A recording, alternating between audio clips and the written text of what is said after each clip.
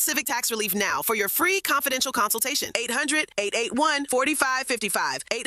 800-881-4555. Individual results may vary. Visit civictaxrelief.com for more information. Hi, this is Sean McVay of your LA Rams. The Rams play here. KSPN, Los Angeles. 710 ESPN. A good karma brands radio station. Previously on the Sedano and Kap Morning Show. By the way, I can't believe we have spent 19 minutes. Yeah. Okay. Mm-hmm. And we've literally just flipped past LeBron's performance and spent more time talking about DeAndre Ayton, Kevin Durant's knee, and even Marcus Smart maybe. You know why that is, though? Because you can't give the man credit to save his life. Yeah, if Lindsay was here today, she'd get you, Cap. The Sedano and Kap Morning Show is on the air. I always suck at the Spider-Man game at Disneyland. Sitting next to a kid in the ride. Kid's got 5 million points. Just pretend you're whipping No, webs. I know, but I do. But I keep doing it. I keep going like this. I keep doing the thing. But it's the same thing as the Toy Story thing. Yeah, but it never works. For whatever reason, I think maybe it's hey, old guy, you can't do it. Young kid next to you. Well, Or just do it sideways. yeah, you can shoot the web sideways once in a while. Oh, really? I thought the Spider-Man form was flip the wrist. This way. I know, but yes, but you can do it this way, too. Can you see me? I can see you. Up and down this way. Oh, you can do it that way? You can do it that way, too. Oh. You can be That I didn't know. You can do different ways. Hi, this is DeAndre Ayton of your Los Angeles Lakers. This is the Sedano and Kap Morning Show. The biggest show in ESPN LA history. Oh, Baby Whale and Travis. That's DeMarco. By the way, that's DeMarco's handle on social media. I ain't saying anything bad. At Baby Whale. I know it is his handle. Yeah, his handle. Anybody has a problem with Baby Whale? I used to be an island boy, not so much anymore. No, you're done with it, huh? I'm done with it, my friend. You go find yourself another island boy. Really? I got Geeter. A little sabor. Yeah, I don't think people like being called hacks. You're the güero on the radio. Giant Mexican, horn section. And Did you have me on your show to berate me? Is that what you're doing now? give me a freaking break. I'm reacting to Art Bell. Yeah. Midnight in the desert. I'm Art Bell. Scott Kaplan, eat a fat one, bro. The Sedano and Kap Morning Show on 710 ESPN. The all-new ESPN LA app and on YouTube at ESPN Los Angeles. We're bigger than U.S. Steel. Wow, that's crazy. Well, you want to woo-woo? Bit boy. Right now. Monstrous. Beto, I don't want to eat that. We did it, Dad. We did it. You were riding high on the stinger last time. Oh, big time. Right, that's right. Of course we were. So, mongrels, stay tuned. As the young kids will say, licked.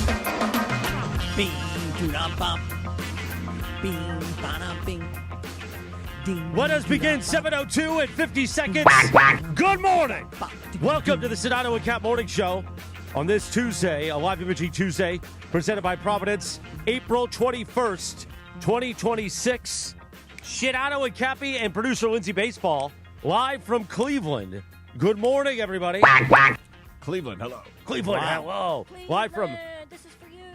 Oh, we're going to have to pot that up. She Live sounds a from little low, ESPN yeah. Cleveland. But that's okay. They need new pipes over there. Remember when I Oh, was there in the they winter? got brand new... Oh, look. She's in the studio. We can see There her. she is. Yeah. The Chief Wahoo hat. Got that Gardo's hat on. They got Although that brand- doesn't look like a Gardo hat. That's They an got- old school. They got brand new pipe over there. Oh, yeah? Tell them I need some tickets for a Gardo's game when I go there in the summer.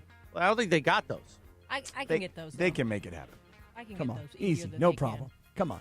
I No problem. never ask like Cappy does, so you might as well just give me a couple when I Well, need why don't you just ask me? I'll take care of it. We'll Yeah, just you're- buy them for you. It's probably like $10 to get in. Yeah, really. You probably get right behind home plate for. Why do you say that? I don't know. Oh, Just there's because our Lindsay. Whatever it's Whatever you probably did, easy to get. Whatever you did just then, Lindsay, was perfect. Now you Turn sound up the full. microphone. Oh, beautiful. Jorge told me in my ear to turn it up, so I turned it up. Nice. The family's back together on a Tuesday. All right. Evan Cohen will join us at 8 a.m. And Dave McMenamin will join us at 9:30 this morning. Finally tracked him down. Oh, yeah? Yeah, We got to He's ask him available, why he's he's been giving you ghosted. the sidestep, Lynn. He Right. did say that it's kind of early for him, and I the games it's late. Well, he's covering games pretty late, you know? And then he's got to do like Sports Center hits. He's out late, Cappy. Hey, All right, why I you gotcha. ducking us, Dave? Why you ducking us, cowboy? Oh, Cowboys. He was not. I saw him in San Francisco, whatever it was, a week and a half ago, and he was actually apologetic. Hey man, I'm sorry, it just hasn't worked out. Hey Hey, man. man. Sorry, man. Real quick before we get into what I thought was a fascinating evening of basketball. Man, that Dodger game. Greg, I'm sure you like Coors Field today. That's the crazy thing about Coors. Yeah. Home runs galore. Just whatever you need to happen, this crazy things will happen. Yeah, but that was a fun night though, watching that game. And I was tuned in a lot last night to the Denver game, the basketball game last night, and watching that Dodger game. Max Muncy is amazing. And I don't know what's going on with Dalton Rushing. I mean, I just don't know what has happened to this kid, where it's like every game he's in, he's hitting home runs. 7 home runs and 27 at-bats. He's amazing. I mean, he's really good. I mean, this Dodger farm system is incredible. Like, that's what it is. I think, who was it last week that was doing the broad? Oh, it was Joe Buck. And Joe Buck said last week, he goes, America is probably sitting there thinking to themselves, wait a second, they got another guy? Meaning, like, Dalton Rushing is not the catcher of the Dodgers. Will Smith is the catcher of the Dodgers, right? That's what people know. But America watching a game on ESPN goes, wait, who? Another guy? Yeah, another guy. How about that? So the two guys that are really hitting the ball well right now are both from the Dodger farm system. That's right, everybody out there. They do have a farm system that is really good, too. Max Muncy and Andy Pages. Look at that. Early. Look at that. Breaking news. They don't just buy everybody. Scumbags, the Dodgers have a farm system. Wow. Yeah, Pages has been fantastic. Mm-hmm. Dalton Rushing has been really good. Okay, you said Muncy. You said from their farm system. You said Muncy and Pages. I said Pages and Rushing. If I said Muncy, I was just like, my bad. So Muncy is good. I just got a little confused for a second. Yeah, sorry about that. Muncy, right. I do it too, technically, I mean, technically we that's should, not incorrect. Yeah, we should take credit for Muncy anyway, just because they got them Rule from 5 guy. Yeah, exactly. From the A's, like he didn't actually play all that much. He was grown from the Dodgers. Fair point. Totally fair point. And this is why, again, I love a guy like Max Muncy. He just looks normal. He doesn't look like massive athlete, all ripped and muscular. He looks just like a regular guy. You know, he has a little bit of a belly, but man, I'm telling you, that guy's an athlete. That guy has come back from so many different kinds of injuries. He is just a cornerstone, and I don't mean third base, but I'm just talking like a cornerstone guy in any organization is a guy like Max Muncy. And, man, what a performance last night. What a great start to the season. What's the total number of home runs now? Is it 10 or 8? He has 8 now. 8 home runs. He has amazing. 8 home runs. He had 2 home runs last night. But the biggest thing for me of what he did last night, he legged out an infield single to the right side. Wow. It's called effort. Right. So he was sprinting down. It was to the right side. The second baseman got it just on the grass, and the camera was focused on the second baseman. And I was like, oh, this dude's out at first. Like, he's just slow. And then he moved the camera over to first base, and he's past the bag already by the time the ball gets there. He legged it out, but it wasn't like a bang-bang play. He just legged it out. It was pretty impressive from Muncy McWheels. Yeah. Is that his McDonald's name? Right. No, that's just his McWheels name. Okay. I love that guy. My favorite part of the game last night is when Miguel Rojas got a hit, and he got to his 1,000th hit in his career. So they get the ball. They collect the ball, right? They throw it over to Dave Roberts. Dave has the ball. He looks over at Miguel, who's on base, and he acts like he's going to throw the ball into the stands, like as if it's just some regular random ball. And it's like, no, I got you, man. I got you. I mean, that's a ball you're going to want to put on your trophy shelf right there when you've got 1,000 hits in Major League Baseball. I mean, look, there's guys, Pete Rose, we go to 4,200 or whatever, and Tony Gwynn, however many, 3,000 plus. But when you get to 1,000 hits in a career in Major League Baseball, man, there's a lot to be proud of. Here, we're watching it right now on YouTube. Oh, Dave, I got the ball. Oh, no, I won't throw it up in the stands. I got it. From Psycho. Yeah, pretty good. But really, look at the bottom of this lineup. They are just crushing the ball over and over again. So the 6 through 9 batters are batting like 330, something like that. And the next closest team is somewhere around like 260. It's the bottom of the lineup is what is really pushing everything. And last night, is the bottom that got Jose Quintana up, because between Muncy and Rojas, they were 5 for 5 with 2 home runs. You're going to have to tell me about a name that I heard last night playing for the Dodgers that I did not know this name at all. Eder? Okay, yeah, Jake Eder. And when I looked him up, he's in everything I've looked at, Baseball Reference, ESPN.com, everything I've looked at, he's wearing a Washington Nationals baseball cap. So I was very unfamiliar with this young man, but I guess the whole situation with Edwin Diaz had the Dodgers needing another arm. So what can you tell us, Greg? So I think it was earlier this month, they traded for him for cash considerations. And so he was just brought up. Wow. And so That he was usually means like a bag of baseballs. Yeah. You know, Right. You don't really couple get pounds that of trade chopped very meat. often anymore, You know? to be honest with you. No. It's like, hey, we'll think about giving you some money, but let's see what happens when we bring him over here. So they're considering sending him some cash. Right, but it's not even like a done deal we're giving you cash. No. It's cash considerations. Right. At this point, it's just Venmo $20, you know? Yeah. So that was I didn't earlier know who the this kid month. was. Yeah, he was in Washington. They just brought him over. And he wasn't all that great in the ninth inning. He did get out of it eventually, but he Did did it give matter, him a run. though? No, of course not. It doesn't matter. But the fact is, just giving him some time is what's important. So yeah, he did come up for Edwin Diaz.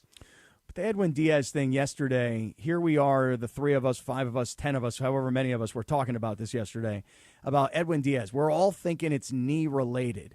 You know, and Bergie, you talked about a velocity change where he'd lost not that much, but we talked about just minuscule numbers in baseball in terms of mile per hour and velocity, and what is that issue? And today we now know that this Edwin Diaz thing is not a knee issue; it is very much an arm issue. And so, here they spend all this money on the guy. And listen, this is what happens, right? I mean, and this is the beauty of the Dodgers is they can just replace a guy, even when they go out and spend a lot of money on a guy. But I mean, this you're asking for a guy now to get surgery in season and then come back and be impactful later in the year in the postseason. I don't know about you guys. I'm not always bullish on things like that. That's asking a lot. So I actually called Dr. Clapper yesterday to find out what was that all about. How are you? Wow, you called Dr. I Clapper. did. You were like, paging Dr. Battaglia, paging Dr. Battaglia. Paging Dr. Battaglia. I was curious. We've made a lot of growth because there was a time where Clapper and Bergie didn't Oh, speak. yeah, it was not good. I remember those days. Hated You me. hated him too. You hated Well, him too. because he would call me at 4:00 in the morning. It was I thought you were about over to say and over something else. Oh, really? I thought maybe you wouldn't give him parking. You know? No, he Clapper's always got got parking. he always gets Yeah. parking. Yeah. Clapper always got parking. But no, I texted him and he called me back and he just explained what loose bodies in your elbow kind of meant. He gave me a personal Clapper vision with an oyster, so that was pretty cool. Wow, But he did say that it was a pretty simple surgery. It's a very non-invasive surgery that is just it's just a little like a poke into the elbow and it's just to let it all. To let the fluid all out and you to gotta let the drain loose that bodies fluid, out. man. Yeah, you do have to drain the fluid. Just poke Got to that drain thing. the vein. Yeah. So he like Oh, man. Wow, somebody give him a quack. quack Wow. Sedano. Yeah. How dare you? Quack, quack. Well, for that's the literally kids. what they're doing. Draining the vein. Oh, Really? wow. Yeah. The kids are barely getting in Let the the car, fluid man. out. All right. Kids Hey, drain today that across vein. the Southland are going to be asking their teachers, Right. hey, mom. Oh, not mom. But hey, teacher. Although I used to call my teacher mommy, but that's all. That's a hey, little weird. What does drain the vein mean? Or, excuse me, can I get a hall pass? I need to go drain the vein. I mean, this is all something that could happen today. You know, seriously. But he said it was very non-invasive, and it should be. If it's depending on how bad it is, he could have been back after the 15 days. But it seems like now they're really kind of holding him off and just want to be Look cautious at with him. Carlo Which with I the YouTube. totally Got a understand. picture of an oyster. Oh. Yeah, because that's what he used. The Clapper vision was of an oyster and how an oyster is created. That's kind of how the loose bodies are formed in your elbow. Or was it Tabasco Well, if that sauce? was an... What'd you say, Jorge? Tabasco sauce and lime on that. Yeah, bro. Some horseradish too, dude. And some cocktail sauce. That's another Suck it thing. down. Watching Keyshawn eat oysters is another great Oh, thing. yeah, and Just shrimp. like, shrimp heads and oysters. You watch that man eat an oyster, oh, my God. The sucking sound and the breaking, Look at that shrimp head. Ugh. we talked about the shrimp head last week. Yeah. Quack, quack. Yes. Oh, quack, yeah. quack. Well, I didn't say anything. I didn't say drain the vein. You did now. Yeah, you did. Duly noted. Anyway, so now it's about who's going to take that spot in as the closer role, and it seems like they're going to go by committee. Personally, so it's really up between 3 people, right? It's between Blake Trinan, Tanner Scott, and Alex Vesia, and all 3 are so different in how they pitch. Tanner Scott, very much a power pitcher. Blake Trinan, very much a movement pitcher, and Alex Vesia kind of does it with smoke and mirrors and 90-mile-per-hour fastballs that he is able to place in certain positions. So I personally like Tanner Scott in this situation here to go back. That's what he's supposed to be. That's why you got him last year. That's what they signed him for originally. Right. Yeah. So that's kind of who I would like to see in that space. But they're going to go by committee, and it's all going to be matchup dependent. Okay. Yeah. Well, series tonight. This is going to be a good night of sports when you think about it. 7 o'clock, you got the Kings and the Avalanche, and then turn that into 7:30, where you've got the Lakers and the Rockets, and even before that, I want to say like 6:40, you've got the Dodgers and the Giants. So I don't know what everybody got cooking tonight, but man, like last night, I'm going to be sitting in front of my TV. I'm going to have the 4-box going. I'm going to have my phone going. I mean, there is a lot happening. We'll right be at now. the Lakers game tonight. So, right, I'll be watching the Lakers game. Yeah, well, tonight. we'll be there. Well, you guys enjoy yourselves. Yeah, and I made a promise to Tommy and stuff. You won't be there in the suite. Well, I didn't put in for a credential because you kind of this one might have been denied. I'm not going to lie to you. Yeah. Maybe, but I got to be honest with you. It's you got to watch these games, and when you're in the suite and you're kind of messing around and talking to everybody. You mean you're actually not paying attention to the game? Correct. Is what you're saying? Well, I see Bergie in there always pays attention. He gets it. Yeah, okay. Yeah, we're just a couple of guys messing around. That's what we are. I'm more of a schmoozer in the suite than I am kind of a viewer You're in the suite. You're a schwanzer. That's what you are. A schwanzer? Really? Yeah. Nonetheless, the point is that on a game like tonight, you want to be, and this is me, I want to be sitting in front of my TV so I can watch it, see replays, hear it. I want to be able to have detail, not watching it from all the way up. You want Tirico and Reggie in your ear telling you what's going on. Correct. Yeah. 7:16. You know what you could have done in the 16 minutes? Well, you could have drained the vein. Could have had some oysters, or you could have gone and seen our friends at Valvoline Instant Oil Change, home of the 15-minute drive-through oil change. Visit SoCalOilChange.com for a location near you. Why? Let's switch over to the NBA here now. You were watching Denver and Minnesota. I mean, the Knicks game to me was also incredible the way it ended. I will say this, and I know how this is going to come across, and that's fine. Yesterday at the end of the game, the Knicks, and this is not the broadcast team's fault. This is someone in behind the scenes screwed the NBC broadcast team yesterday. The I'm going to be curious to hear which part you're talking about. The broadcast team, after the 2 missed free throws by C.J. McCollum, actually, before the 2 missed free throws, said the Knicks had a timeout because the graphic on the screen said the Knicks had a timeout. The Knicks did not have a timeout.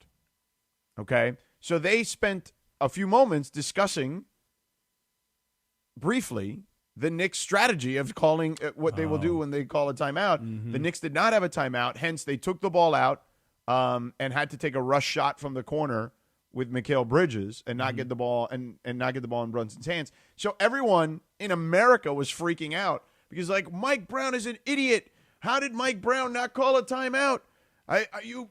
What the hell are you doing? And it was no one's fault but whoever was manning the graphics. And that could have been the official scorer in the arena. It could have been the stats person at the table, or it could have just been the graphics person in the truck. But nonetheless, they screwed the broadcast team. They and then certainly, poor Mike Brown was getting pelted. And then he's like, "What are you guys talking about? There was no timeout." Like it was a massive mistake by NBC. Which, by the way, comes off the heels, and this was not necessarily discussed a lot because of something else, but the Amazon game between Charlotte and Miami, with 4.7 seconds left, they had Miami with a timeout, which they didn't have, and people were wondering about their timeout usage in that scenario with Eric Spoelstra, and he was also like, "What are you talking about? There was no timeout," and so it's now the two new partners have screwed their broadcast teams, and because of just mishaps with timeouts. And again, like, if that happened with this company, it would have been a 4-alarm fire, okay, across the media landscape. Yeah. Now, I'm sure they'll get some grief, but I just find it fascinating that for all the love that the new partners are getting and that ESPN ruined basketball, well, I don't recall ever getting this wrong, okay? And it's now happened twice. In a span of a few days. And again, it's not the broadcast team's fault. It really isn't.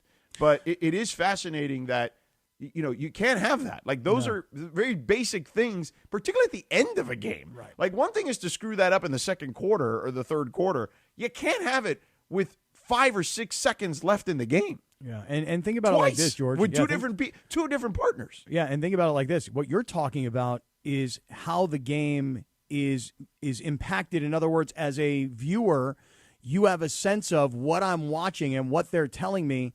This is what's actually happening, and why are they know this stuff. They are there. They are monitoring this. They have score sheets in front of them on monitors. They know everything that's going on. Not to mention there are producers in their ear, etc. So we, the viewers, would assume that what we're watching is the correct information. So that's the first part of the problem. The second part, George, is that when you talk about these new partners, Prime and NBC in particular, remember last week we were talking about what game was it that was in overtime and there were only a couple seconds left and the game broadcast was lost for a moment? Well, that was Amazon, because that's all people were talking about. But that's the same game I'm talking about. Okay, gotcha. Yet when I said there was something else that people were more focused on, it was that. Yeah. But they also had a similar situation where they gave, in the Heat Hornets playing game, they gave the Heat a timeout that they did not have on their graphic. And just from a technical standpoint, not necessarily just a game perspective or you as the viewer like thinking that there is or is not a timeout. Last night, one of these games ended. I want to say it was the Hawks-Knicks game, or maybe it actually, you know what? Maybe it was the Timberwolves-Nuggets game after the game. And they go, okay, hey, we do the post-game interview, and now let's send it back to Maria Taylor. She's in the studio. And they go to Maria Taylor, and she's sitting there with her, her cast of guys, and they're sitting at the desk, and her mouth is moving, and there's no audio. So, and I'm like, okay, well, they're going to catch that, and somebody's going to go, hey, audio, get the audio up, and we're going to miss the first couple of seconds of whatever it is that she said, and then we're going to hear the rest of it, and somebody's going to get chewed out.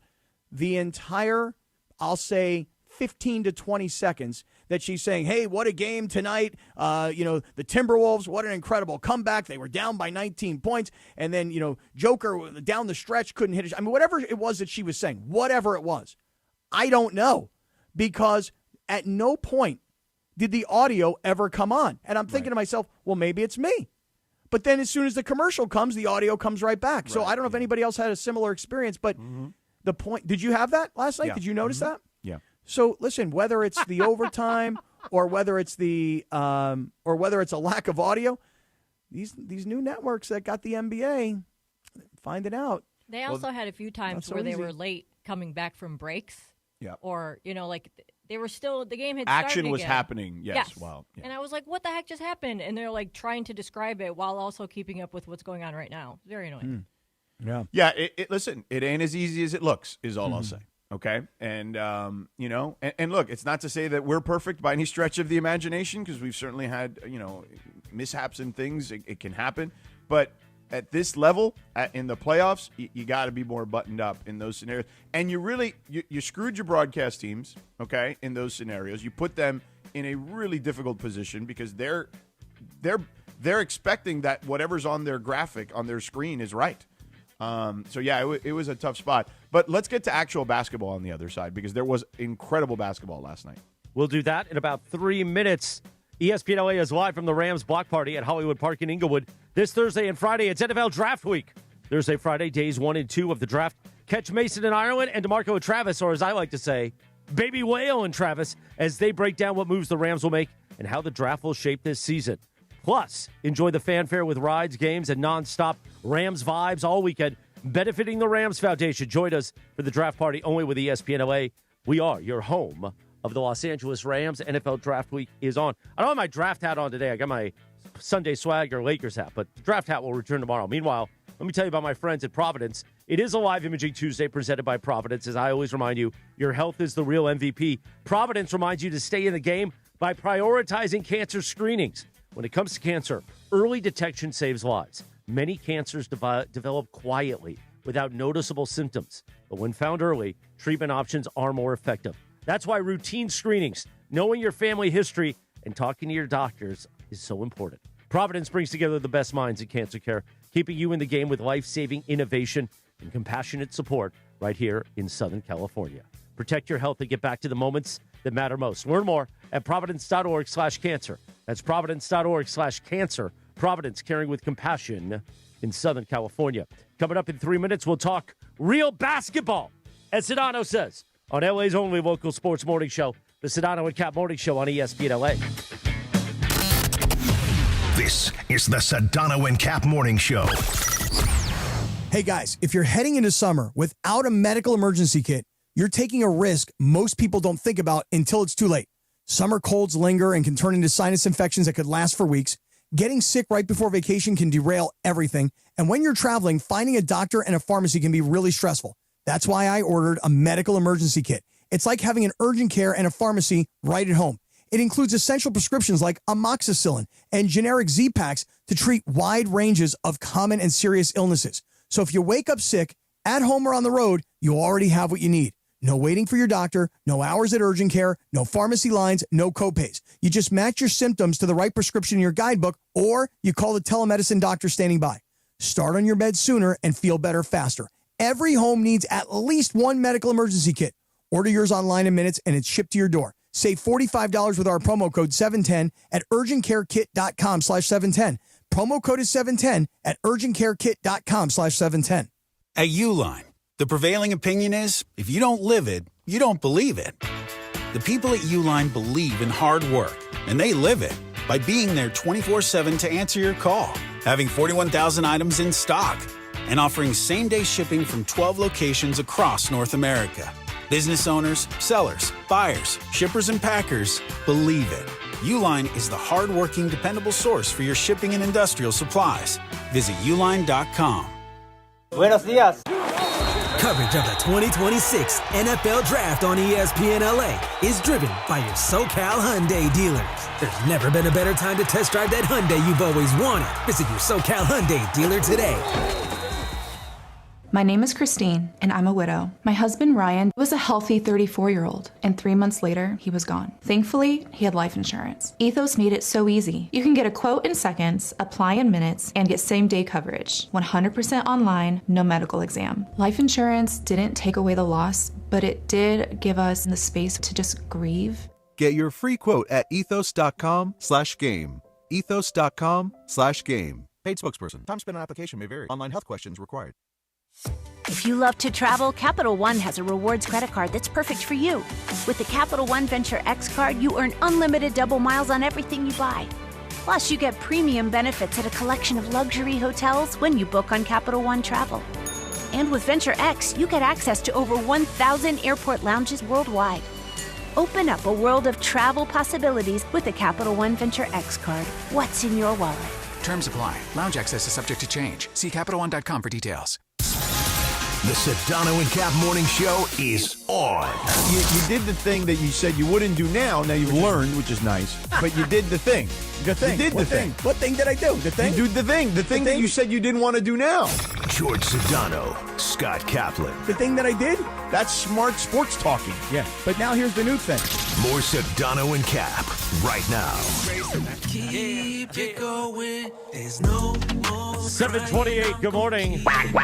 How about some fresh Mario Ruiz? Hey, it's me, Mario. This is my new joint. We keep going. Available on Spotify, wherever you get your music. Mario with a new jam, Jack. Somebody tell my kid your daddy's on the way. The devil try to hold me down, but not today. We all carry pain, but nah, we never say. So we gon' live it up today with no delay. He just dropped it. Wow. I wonder if he works LAFC in there. Hey, we keep going. But by the way, LAFC tomorrow night. Live from BMO. Is the game at BMO? I actually don't know. It is. Oh, okay. Live from BMO. Meanwhile, before we get to real Lakers basketball talk, as basketball talk, Sedano teased, let's talk about our friend. He is the real one. Mario should do a song about Jacob and Ronnie. Hey, 800-345-6789, Jack. Yeah, good idea. Let's talk about Jacob and Ronnie, fellas. Yeah, if you ride a motorcycle in L.A., you already know you have to watch everybody. Cars drifting into lanes, drivers checking their phones, people acting like bikes are invisible. And when something goes wrong, riders usually take the worst of it, Captain.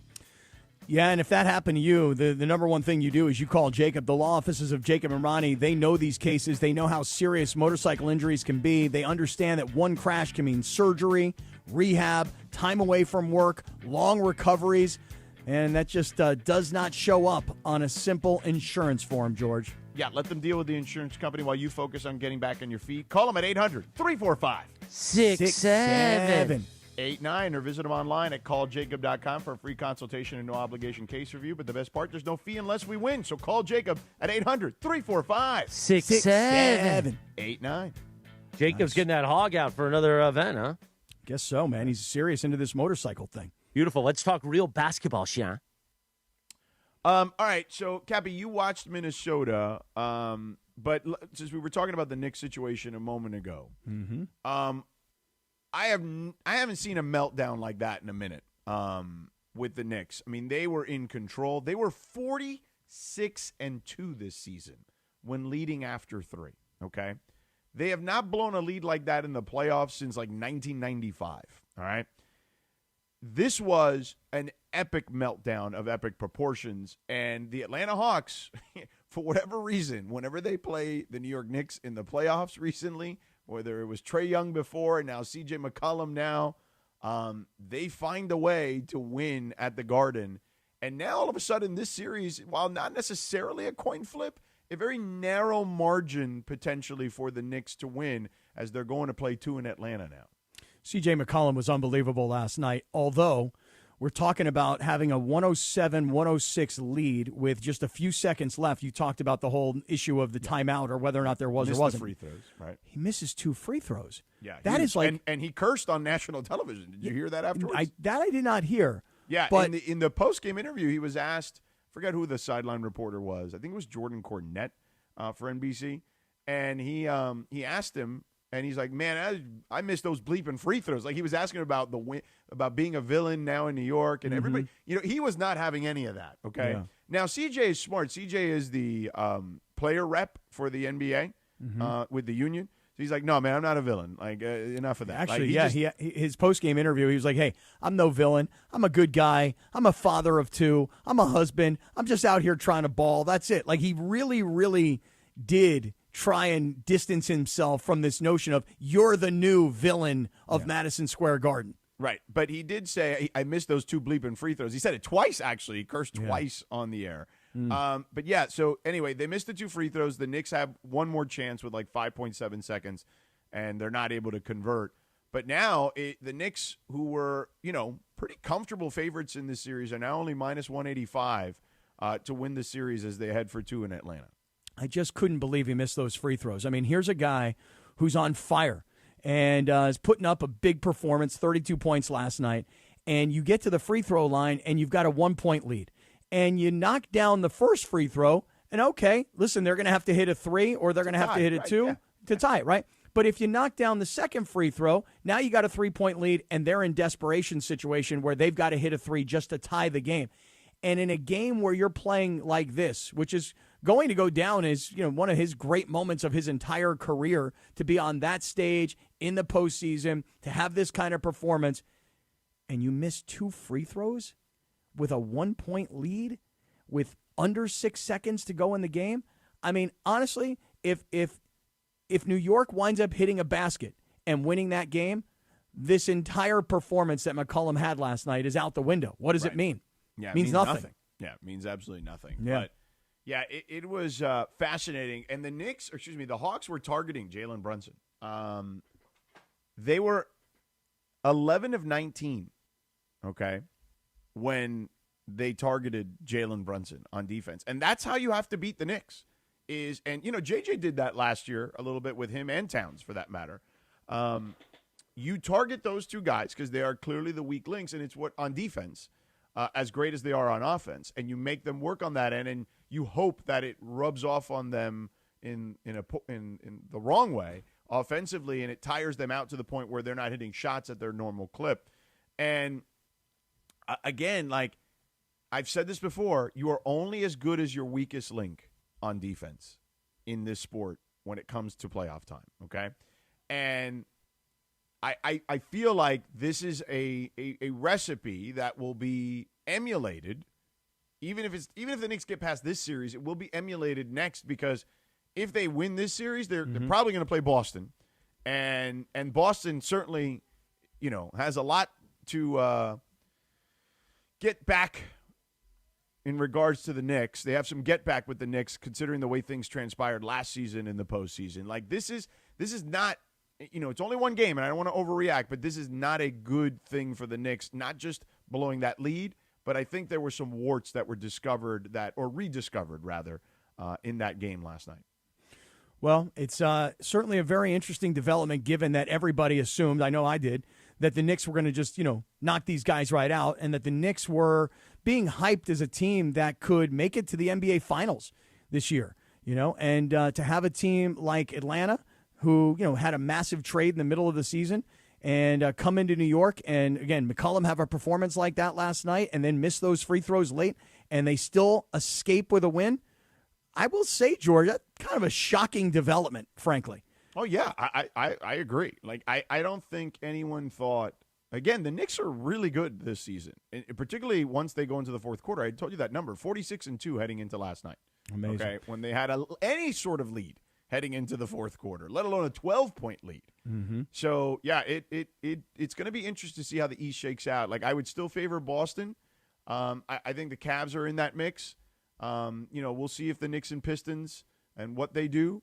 But, right now, Boston to me is the team to beat in the Eastern Conference. Yeah. I saw them up close, and, man, are they good. Yeah, and getting Tatum back when they did, this is, what did he say, 16 games that he played a total in the regular season?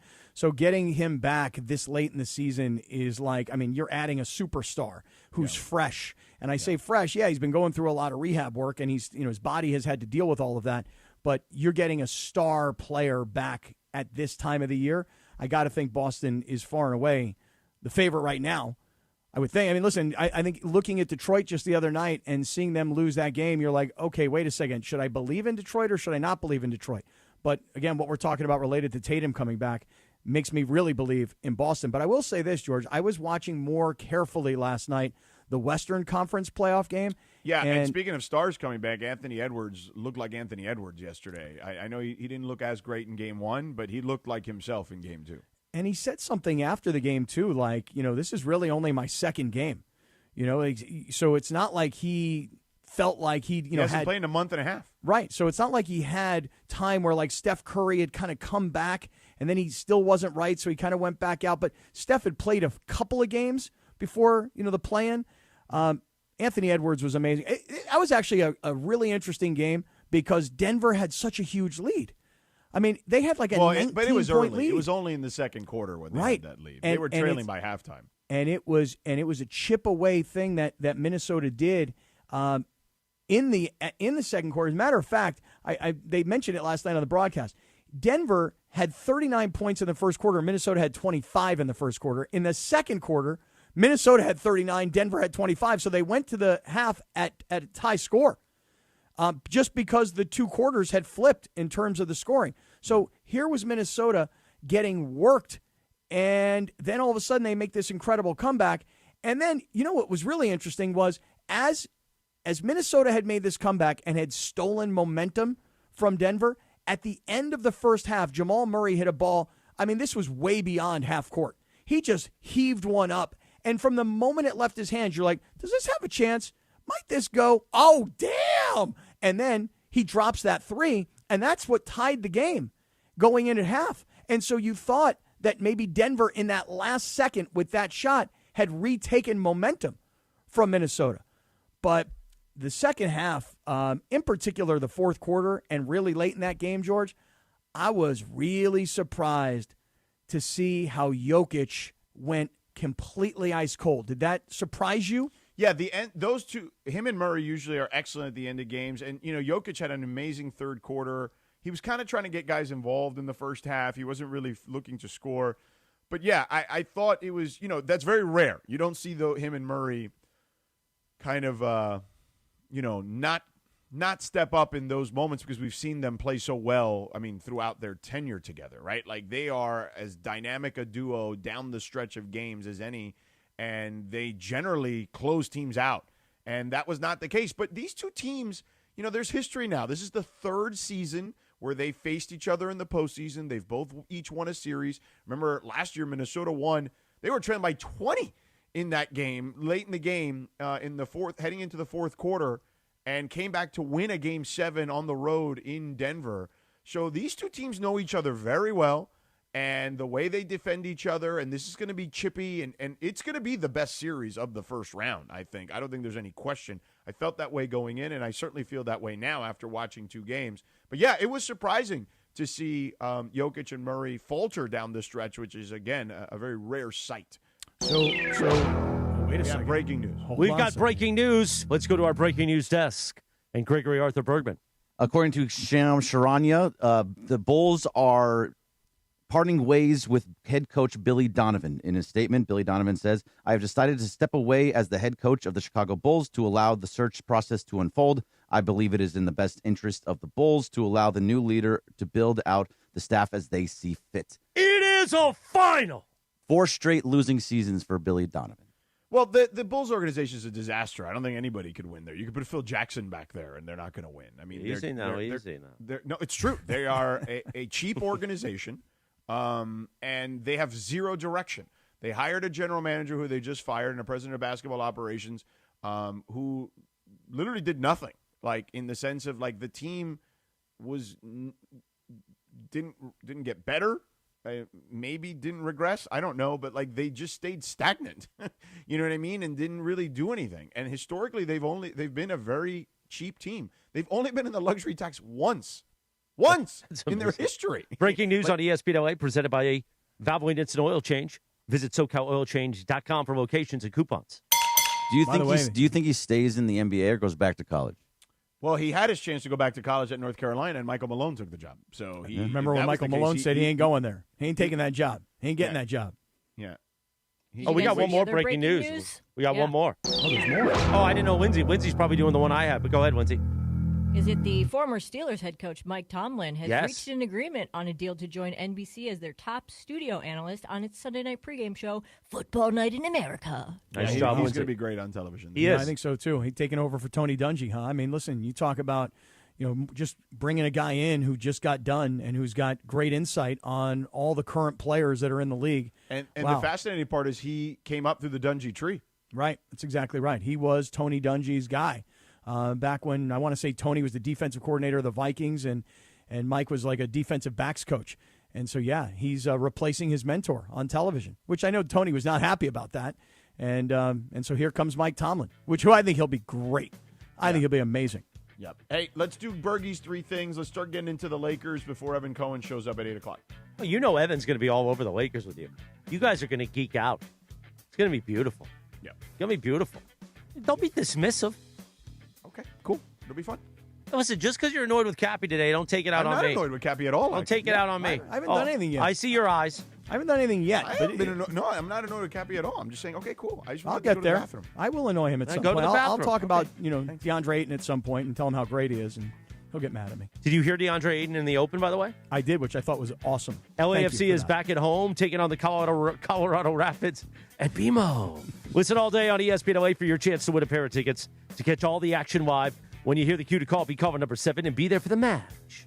Only with ESPN LA. Cappy, 7:43 on a Tuesday. Tell us about our friends at Sellers Advantage, please. Hey, guys, if you've ever gone through the process of selling a home, you know what a hassle it can be. You hire a realtor, and then that realtor comes to your house and says, well, you got to fix this, and you got to fix that, and you got to paint this, and we got to do something outside because we need better curb appeal. And before you know it, you're spending $30,000, $40,000, $50,000, and you're going, I don't want to spend that kind of money. Well, with Seller's Advantage, you don't have to do that. Because at Seller's Advantage, they come to your home, they look around, they know what the comps are in the neighborhood, and they say, hey, we'll make you this offer. It's cash, and it can be done in the snap of a finger. I mean, we can make this thing happen really fast. You don't have to hire a real estate agent. You don't have to invest money into a property that you're about to sell. They will buy your home as is. So you just get to pack your stuff and leave. And oh, by the way, let's say you don't have the cash for the move because all your money is wrapped up in the house. They'll even front you money should that be the deal. That's what you need. If you want to sell your home fast, you do it with Seller's Advantage. If you want to sell your home but you can't move for 2 or 3 months, let's have that discussion. Very, very flexible. But in the end, here's the bottom line. We want to buy your home at Seller's Advantage, and we'll do it as is, and we'll pay cash. 888-390 as is, 888-390 as is, 888-390-2747, or visit sellersadvantage.com. Thank you, Cappy. When we return in 2.5 minutes, we're going to talk Dodgers. Hop back on Bergie's Organ on a Tuesday on ESPN LA. The Sedano and Kap Morning Show. We'd like to thank our founding partner, East Central Hotel, the official downtown home away from home for Cappy and Morales. EastCentralHotel.com. This is the Sedano and Kap Morning Show. Hey, LA, it's Bethel Duran. Head to Northridge Toyota and Wondering Toyota today and drive off in a brand new, beautiful 2026 Toyota Tacoma SR5 for just $209 a month on a 36-month lease. $209 for a Tacoma? You already know it's got to be Northridge and Wondering Toyota. Any trade you own outright is your down payment. It's a limited time offer. Nobody's going to take care of you like my guys at Wondering and Northridge Toyota. 2026 Toyota Tacoma SR5 iForce 2.4-cylinder turbo 5-foot bed, double cab 4x2 RWD model. MSRP $40,628. Base 10,000 miles per year and excludes tax, title, license, and dollar fees. Looking for paint that actually lasts? Vista Paint delivers expert quality, rich color, and pro-trusted durability, backed by over 60 years of experience. From your home to your next big project, we've got you covered. Vista Paint, since 1956. As the young kids will say, lit.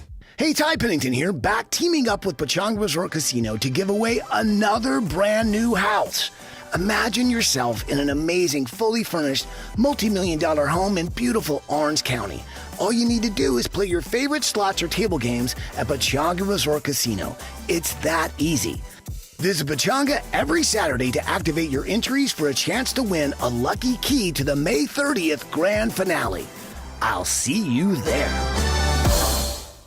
John Ireland here, and when it comes to vodka, I like a winner in Blue Ice Vodka Delivers, America's largest potato vodka. Double gold rated, just 64 calories an ounce, and made from Idaho potatoes. Clean, smooth, no additives. Blue Ice Vodka, vodka with standards. Evan Cohen here. In life, as in sports, the pros make it look easy. That's why pro golfers like Jason Day, Ben Griffin, and Patton Kazire trust the pros in lawn care. True Green. They have the experience and expertise to give you a lawn worthy of the PGA Tour. And since True Green does the work for you, you get more free time, or more tee times. So stop stressing over your lawn and start loving it. Sign up now at TrueGreen.com because nobody makes it easier to get a golf course quality lawn than True Green, the official lawn care treatment provider of the PGA Tour. Bundling your home and auto with Progressive could help you save without sacrificing quality. It's the smart thing to do. And as a hockey fan, you always know the smart thing to do. Shoot the puck! And you let the players know it. Shoot the puck! All game. Shoot it! Come on, shoot! And sometimes even after. Man, rough game, huh? Yeah, they should have shot the puck. So bundle your home and auto with Progressive. It's the smart thing to do. But you already knew that. Get a quote at Progressive.com. Progressive Casualty Insurance Company affiliates and other insurers. Not available in all states or situations.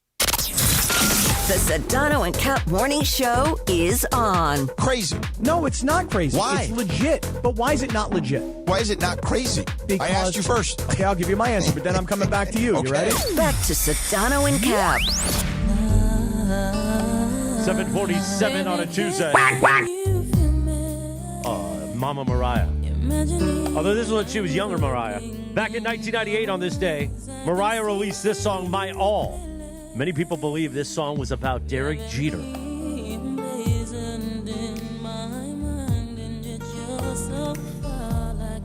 It's a nasty song, too. One of those saucy and smooth songs, Cappy, you could put on. Oh, really? Saucy and smooth, huh? And, yeah, saucy and smooth. And you said dirty, too. And 30.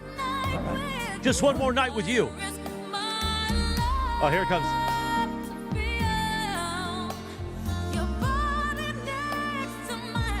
Quack, quack for the kids, in case they heard that. Quack, quack. Meanwhile, you hear the Blue Review, and you watch it weekdays at 6:30 a.m. on our YouTube channel at ESPN Los Angeles. The Blue Review presented by our friends at LAX with Berkey and Marcus Grant. And we like to talk Dodgers baseball because we are LA's only local sports morning show, the Sedano and Kap Morning Show right here on ESPN LA. Evan Cohen coming up around 8 o'clock. But first, time to hop back on Berkey's organ. So we already talked about Edwin Diaz. We already talked about Max Muncy early in the show. So I definitely want to talk about Justin Wrobleski.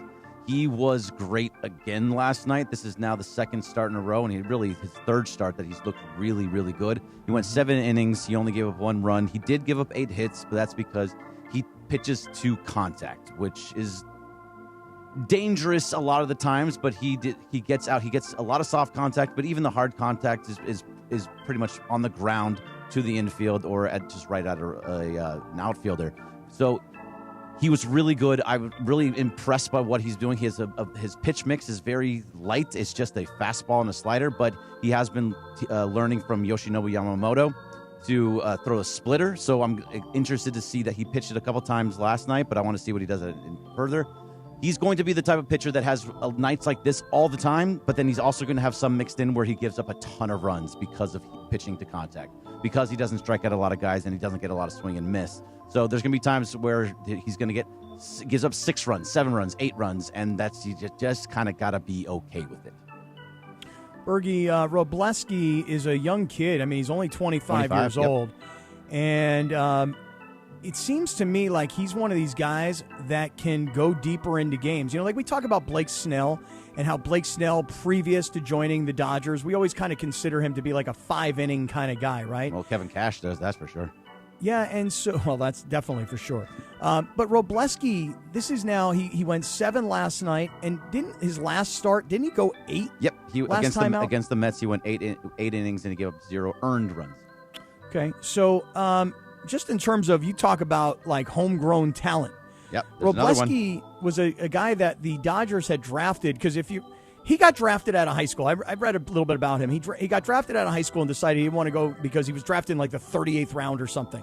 So he wound up going to Clemson to play a little bit of college ball, but then got drafted by the Dodgers 2021 in the 11th round. Okay, that's all off the top of my head, by the way. I know these kinds of things. Of course.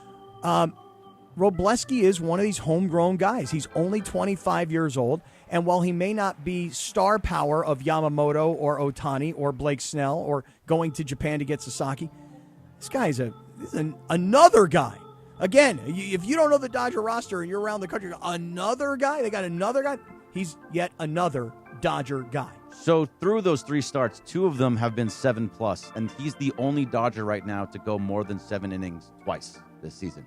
So that's more than Yamamoto, who only has 1, and I think the other one was, I forgot who the other one was, but he's the only one to go twice, 7+. The impressive part is this: you go 7 complete innings, you give up 8 hits, you only strike out 3, no walks, and under 100 pitches to get out 7 innings. Pretty impressive performance. Very efficient because he attacks the zone, so he's always in there. That guys have to swing at it, and he's inducing contact, and he's doing a lot of soft contact, and so that's basically what he wants to go. He's going out there as a reliever every single inning, but he's just a long reliever, essentially going 7 or 8 innings.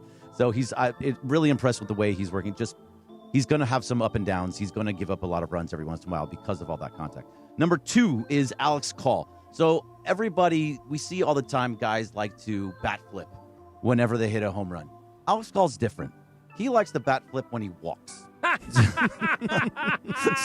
So he had a really good one yesterday. I think it was the 6th inning, and he had the bases loaded, and he walked, and he just walks across, and he drops the bat with this big motion. It's amazing. Because he knows he's not a big home run hitter. He knows that his job is just to get on base. So he does a bat flip when he walks, and I think it's fantastic. That's hilarious. Yeah, so good. And the third thing that's out there is this guy, Craig Counsell, the manager of the Cubs. Like, what an idiot. Like, what is the point of doing this? He went out yesterday and he said that it's unfair to everybody else and that the Dodgers have an unfair advantage because they get to use 14 pitchers because Shohei Ohtani is counted as a pitcher. It's absolutely stupid. And I love the way that Dave Roberts put it, too. He said, we're more than willing for other teams to go find a player who can do both. Yeah, every team can do it. Yeah, but I think Evan Cohen, he's going to be on in a minute. He said it perfectly this morning, better than I could have. He said it really depends on what you think of yourself. Are you a hitter that pitches once every 5 days, or are you a pitcher that hits? It's a very big distinction. It doesn't seem like a lot, but it is a big distinction. He is a hitter that pitches every 5 days. He is not a pitcher who just happens to hit. I would just say this to Craig Counsell. If you're managing 10 years from now, you'll find a guy. I'm telling you right now. It's starting. There's already another Japanese player who's 16 years old and doing both right now. There will be American kids as well. Because if you go to any high school baseball game and you say, who's the best player on the team? And they go, the guy right there playing shortstop. And you go, yeah, why is he the best player? Well, because number 1, he's at short. Number 2, he pitches for us as well. And number 3, he's our best hitter.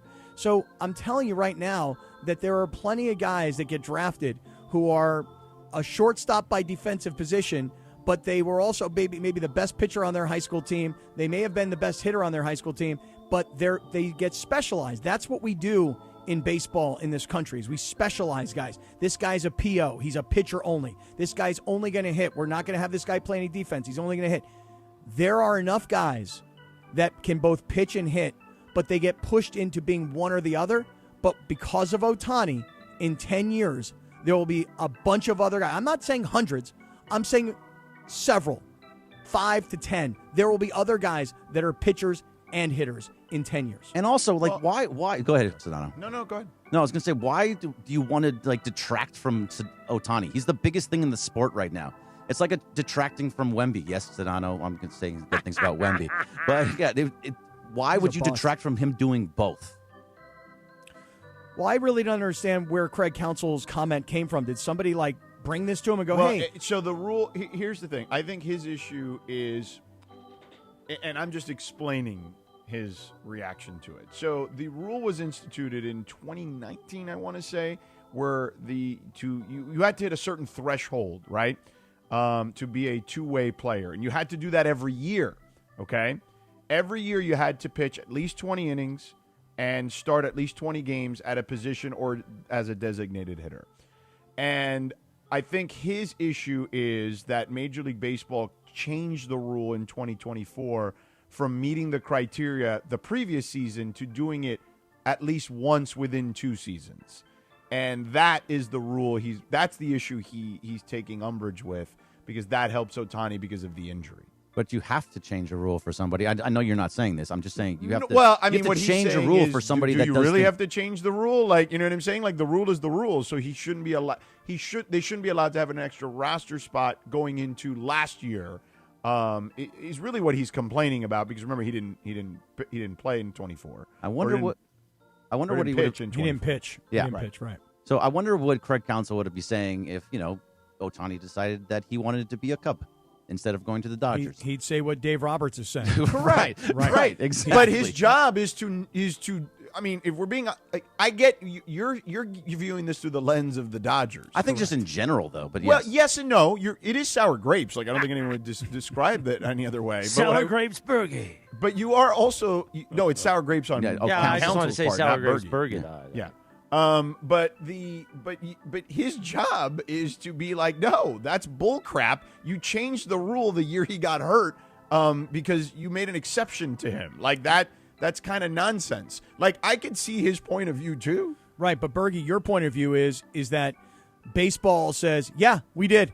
That's Right. exactly right. Right. We Right. did do that. And you know Right. why we did that? Right. Because we have somebody that is now the hottest thing going, not Correct. just locally, but internationally. Correct. And we Yeah. want to celebrate that. So guess what we did? We made a slight adjustment to accommodate this guy. And I know it pisses you off because he plays for the Dodgers and they're the back-to-back World Series champions. But tough. Right. That's just going to be the way it is. Now Right. go find another two-way guy, Right. and you have So- the same exception. So Counsell is referring to that. Like, that is the issue that he's referring to. Is Right. that, wait, you guys just changed the rule the year he got hurt? Like, what the And hell are you baseball's guys going, doing? Like, we're yes. literally making this up as we go? Correct. I thought he That's was exactly mad right. I thought he was mad about the 13 pitcher rule because Ohtani. That's exactly what it is. the rule, That's yeah. the He's crux of listed all as of a it, because position he player, counts right? as one of each. Right. He technically doesn't count as one of each. Right. Does not right. count as Because one of you're- each, right. He doesn't Lindsey- count as a pitcher because they have him because he Right. does both. Okay. He's counted Yeah. as a two-way He's a position player, player. which means they can have technically an extra pitcher. Right. or They an have extra 14 position rather player. than 13. Right. Correct. because For pitching purposes, you're only allowed to have 13. 13 Whereas, guys.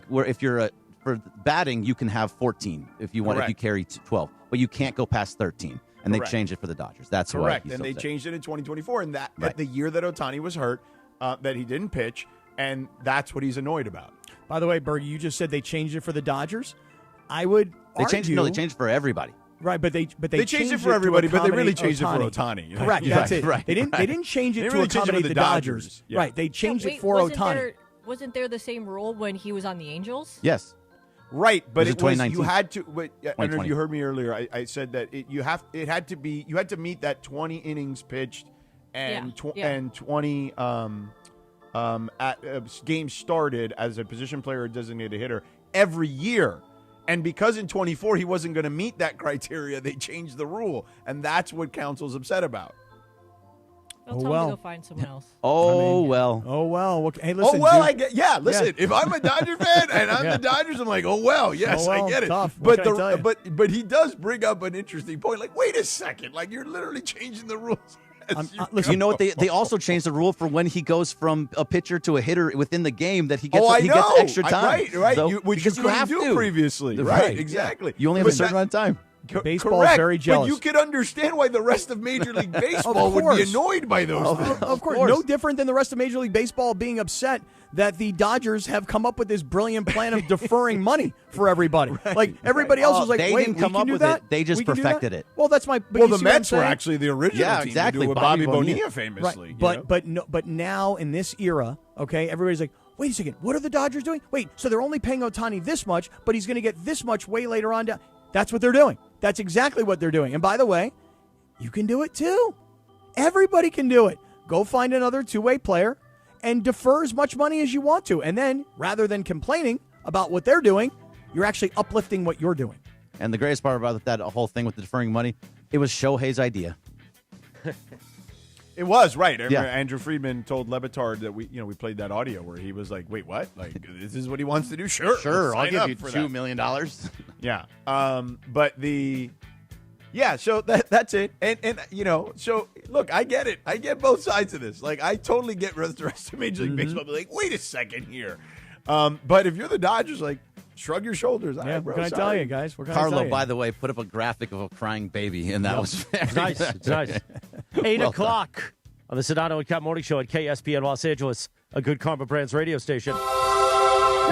When we return in 3.5 minutes, Evan Cohen, our morning man, will join us. We'll talk Lakers Rockets. We'll talk all kinds of stuff. Plus, his visit with Adam Schefter this morning was phenomenal.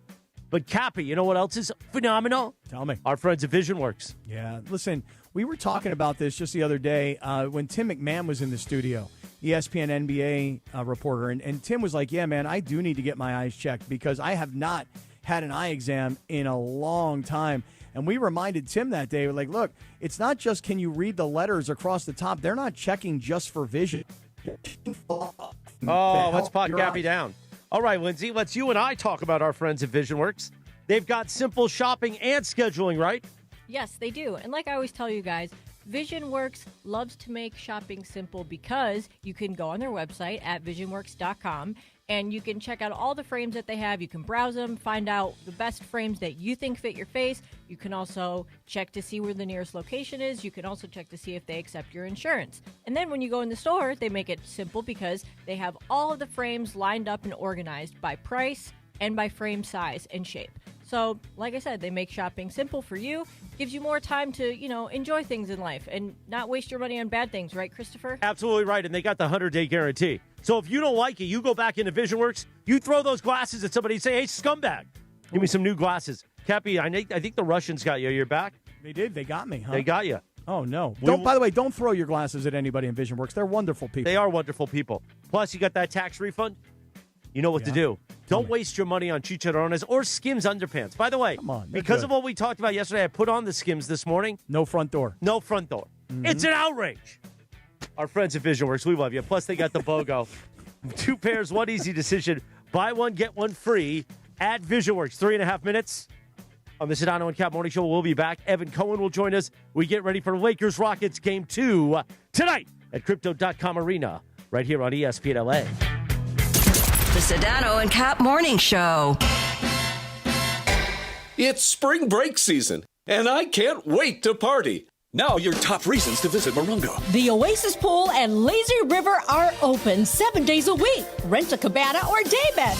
Cannonball! Number 2. Fuel up on the lowest gas prices than anywhere else at our travel center. And the number 1 reason. We're giving away a Polaris Razor Pro R Ultimate. Earn entries now. Be here April 30th, 10 p.m. to win. Morongo, good times. Call Jacob. All right, Cappy, listen, here's the deal. When you get into some sort of an accident, the insurance company is going to probably be the first person that calls you, and they're going to try to rush you to a settlement. They want to record you when you're talking. You got to be very careful when you're talking to these insurance companies. They also will probably downplay your pain. Hey, bro, my back is killing me. It's no big deal. It's going to go away in a couple of days. Do not let them do that. You call Jacob and Ronnie. Accident or injury, call Jacob and Ronnie. Call Jacob. 1-800-345-6789. Call Jacob. Waba Grill is an LA original, so we've got to keep it real. Real fresh with our Asian-inspired menu that's grilled to order every time. Real quality with our marinated proteins like hormone-free chicken, ribeye steak, wild-caught salmon, and shrimp. Head to Waba Grill for $5 happy hour, weekdays after 3 p.m. and try our new Chili Crisp dumplings, paired with a premium or beverage drink, like our delicious Thai tea, both for only $5. Only at Waba Grill. It's for you. Fuego.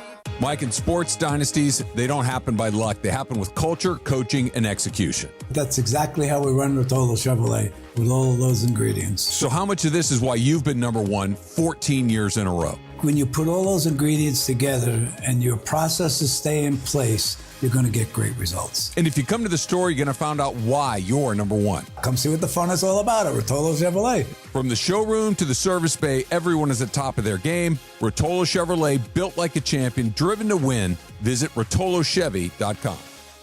Hey guys, the Beach Life Festival is coming up. It's May 1st through the 3rd, and it's one of those weekends you don't want to hear about after it's over because you're going to have a lot of FOMO. The lineup is stacked and the tickets are going fast. Duran Duran, the Chainsmokers, The Offspring, James Taylor, who I'm so excited to see, all right there on the beach in Redondo. 3 days, right on the water at Seaside Lagoon. Live music and ocean views all weekend long. And the VIP is almost gone, and once it sells out, that's it. It's over. So if you've ever thought about beach life, don't wait. Get your tickets now at beachlifefestival.com.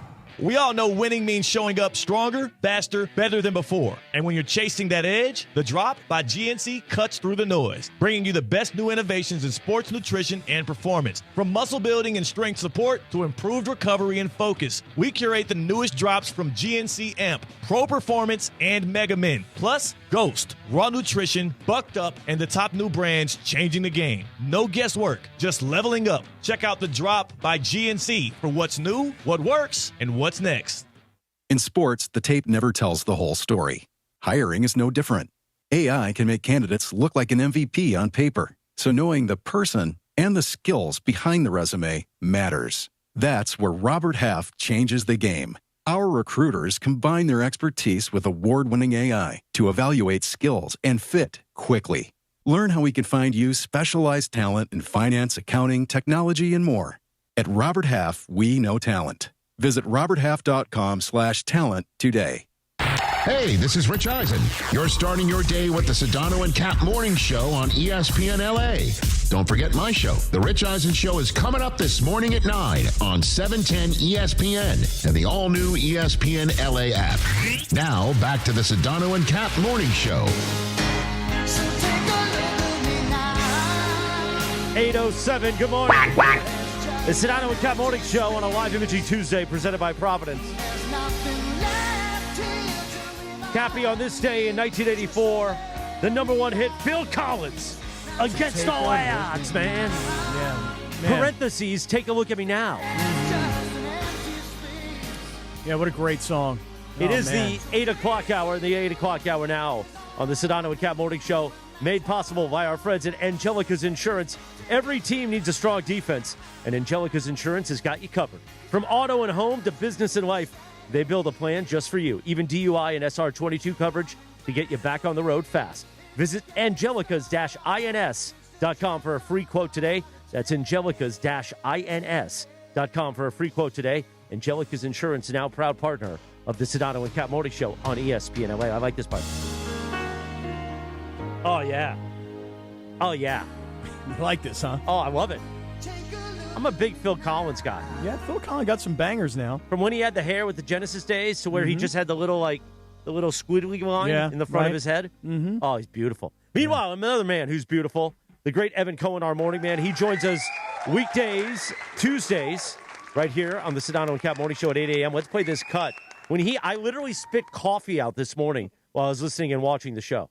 We'll see if it's going to come out Thursday. I went to an outdoor bar mitzvah on Saturday. They called it a bar schvitzvah. That's what you're going to have on Thursday night. Adam Schefter, we appreciate it. We're on Sportsmanlike, presented by Progressive Insurance. What a line by Evan Cohen. He joins us now. Good morning, Evan.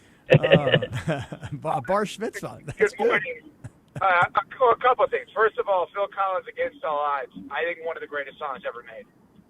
I wouldn't Legitimately say you're one wrong. of the greatest songs ever made. I think that could be. Yeah, definitely.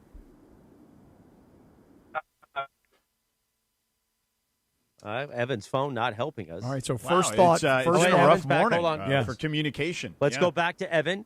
Already in progress. All right, our first thought was that Phil Collins top 5 of all time. That song.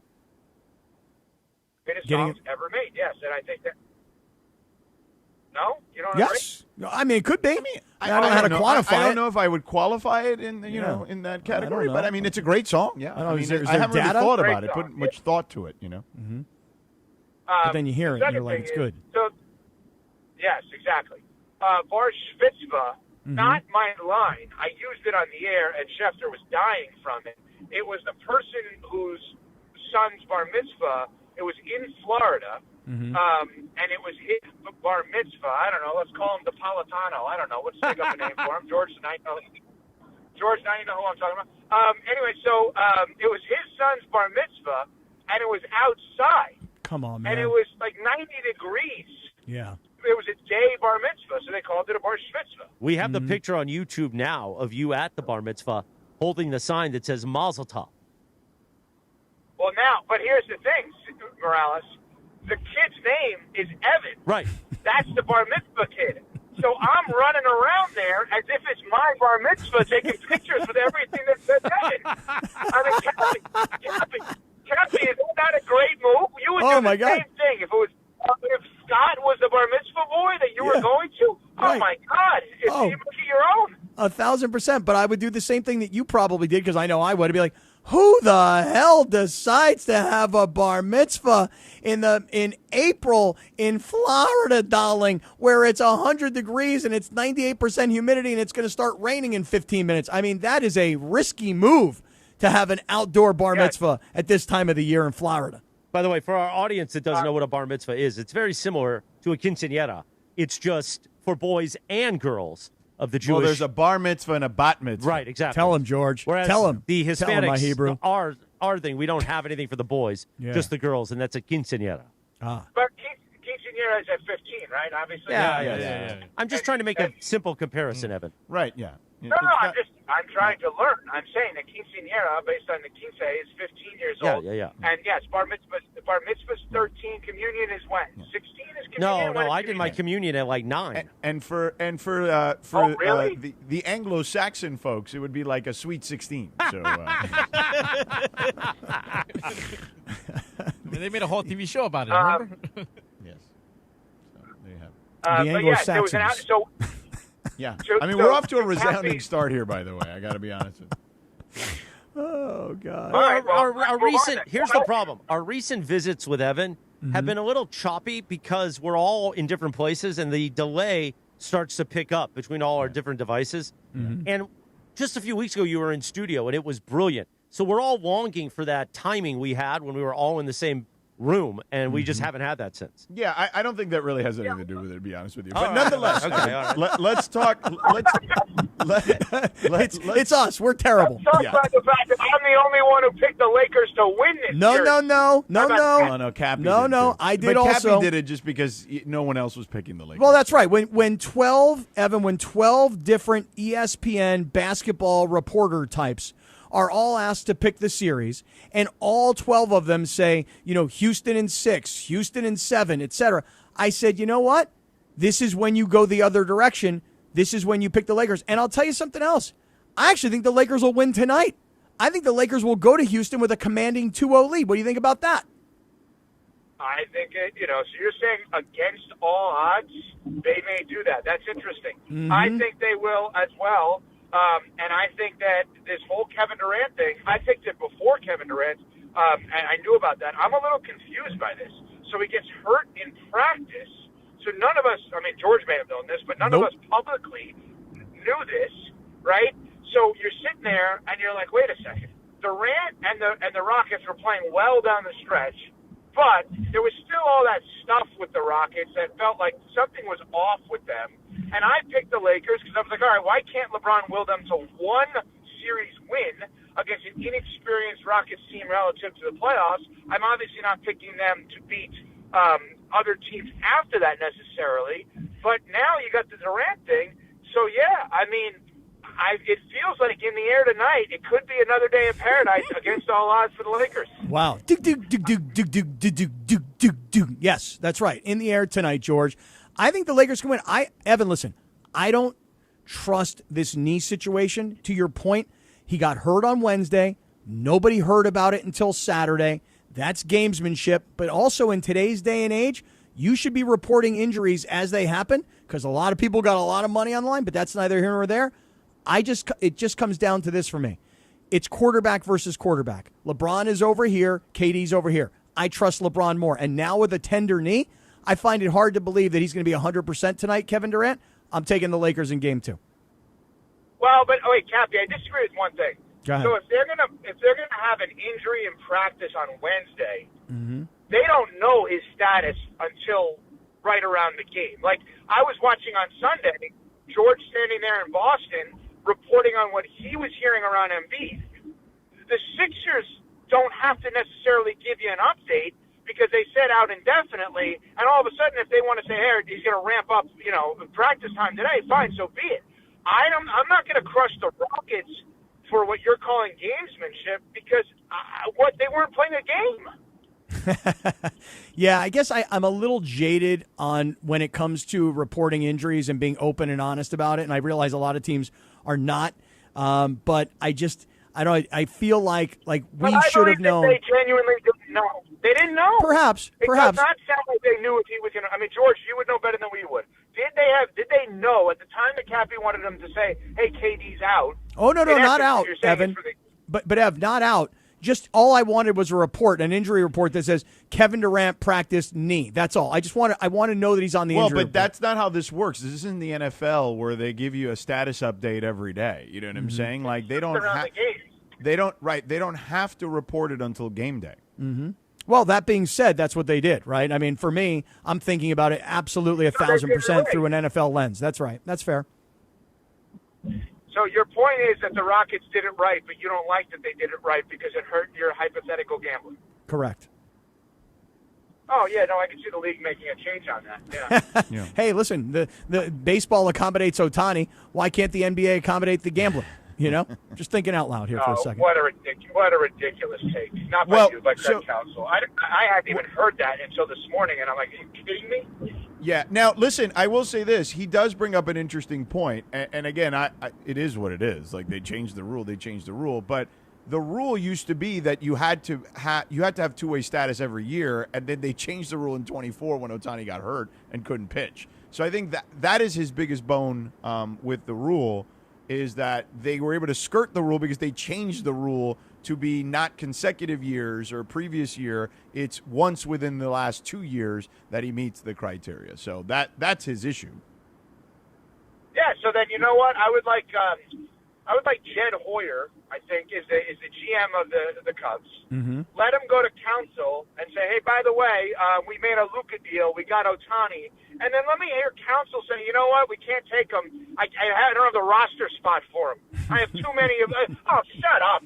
I mean, you can't talk. No, agreed. When are you allowed to talk about other players on other teams? I thought that wasn't even allowed. No, you can. You can't just talk about them when they're, contractual stuff and like things of that nature. But you've always been able to talk about other players and other teams. But here again, and I'm not defending him. I'm just telling you the logic here. That's his job. He doesn't have Ohtani, so his job is to point out the discrepancy there, and that's what he's supposed to do. And by the way, that's what 29 other or 28 other managers should probably do. To be honest with you, it won't change anything. Yeah. But I could see I could understand their logic. Very simply, Ohtani is an everyday player that pitches once every 5 games. He's not a pitcher that plays every day, right? Now, he's an awesome pitcher, don't get me wrong. It seems like an easy label in my mind. The second part of this is, why do we even have the rules around this? It's a good question. 25, 26-man roster, well, that's a whatever different it is. question. Just right. Right, but that may be the bigger picture question is like, I don't know. I mean, guys, offense, defense in the NFL. I got to tell you, I don't think I've ever thought about for 1 second how many guys are on offense, how many guys are on defense on the active roster. Yeah. Well, and think about it like this: how many guys are utility players? How many guys play multiple positions? You don't say, "Hey, we got to have 2 second basemen and 2 shortstops and 2 third base." You don't say that. You say, "Hey, this guy can play first. He can play third. He can DH if he has to." So it is a weird thing. And I'm not actually sure. George, did you say it earlier? How Counsell even got into this conversation? Somebody asked him, I guess. I'm assuming that whoever brought it to him was Cappy, like, Yes, sir. Cappy, I am surprised in general in 2026. One of the things that I've thought about for a while in baseball specifically is I can't believe we haven't figured out a way. And I know there's a 3-batter rule now, but I can't believe we haven't figured out a way for relievers to learn with a lead to play first base late in the game. Because think about what you can do. Instead of making pitching changes, you could literally have 2 pitchers that are active at the same time. Think about that. Righty-lefty, you don't have to make a change. You don't have to take guys out of the game. They both can be in there. You just pitch hit for one of them later in the game if you need to.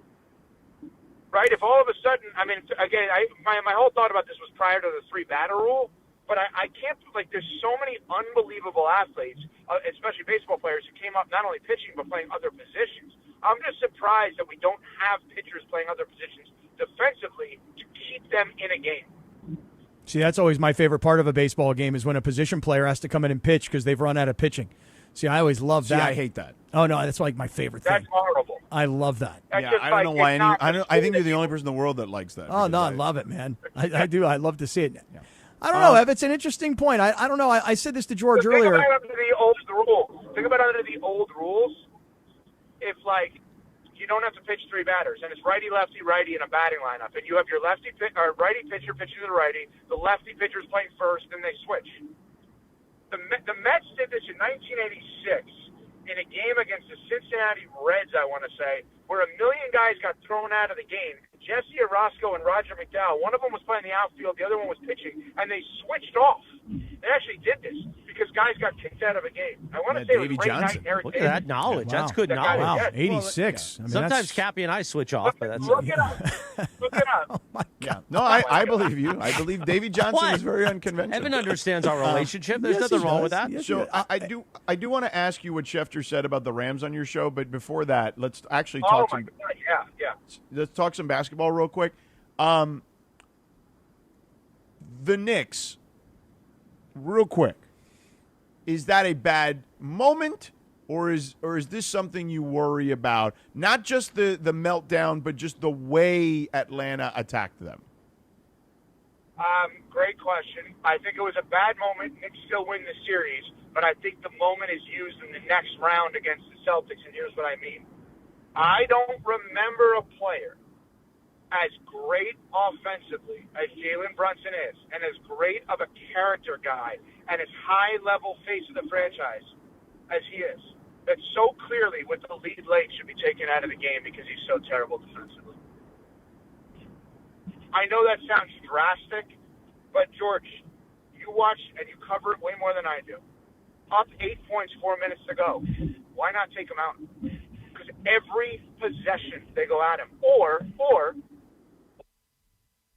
every damn play in the NBA.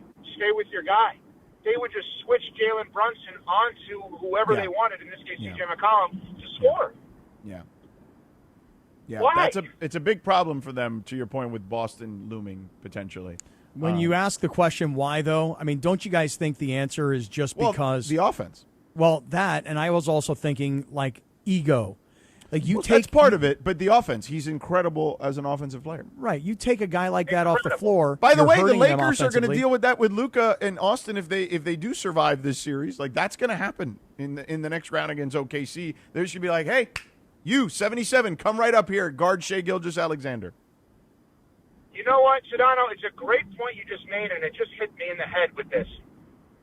If it was the regular season, let's just say it's a Luka thing, right? Team X, Oklahoma City, plays the Lakers. They target Luka and Reeves in one game, and you're just like, oh, my God, that's bad. If the next game you're playing the Kings can't do that. Correct. So you forget about it, right? Like, Cappy hadn't thought about that in a month. Oh, yeah, I forgot about that. But when you're playing the same team over and over again in the playoffs that's capable of doing it every time out, you're screwed. And I know Lakers fans don't want to hear this, but the next game, if the Knicks are going to win, the team that you were watching in person on Sunday will pummel the Knicks in that matchup because you would never even know that Jason Tatum was hurt the way he played in game one. Oh, my God, he was unbelievable. Yeah. So, and then Minnesota, Denver, you were probably asleep, but I'm sure you caught up with it after the fact. Yeah, but Jaden McDaniels is wrong. Like, Aaron Gordon's wrong. an awesome defensive player. Aaron Gordon is an excellent defensive player. The rest of those, and Christian Brown is pretty good too, I would say. He called them out, said that, our strategies just go at them because none of them are very good defensively.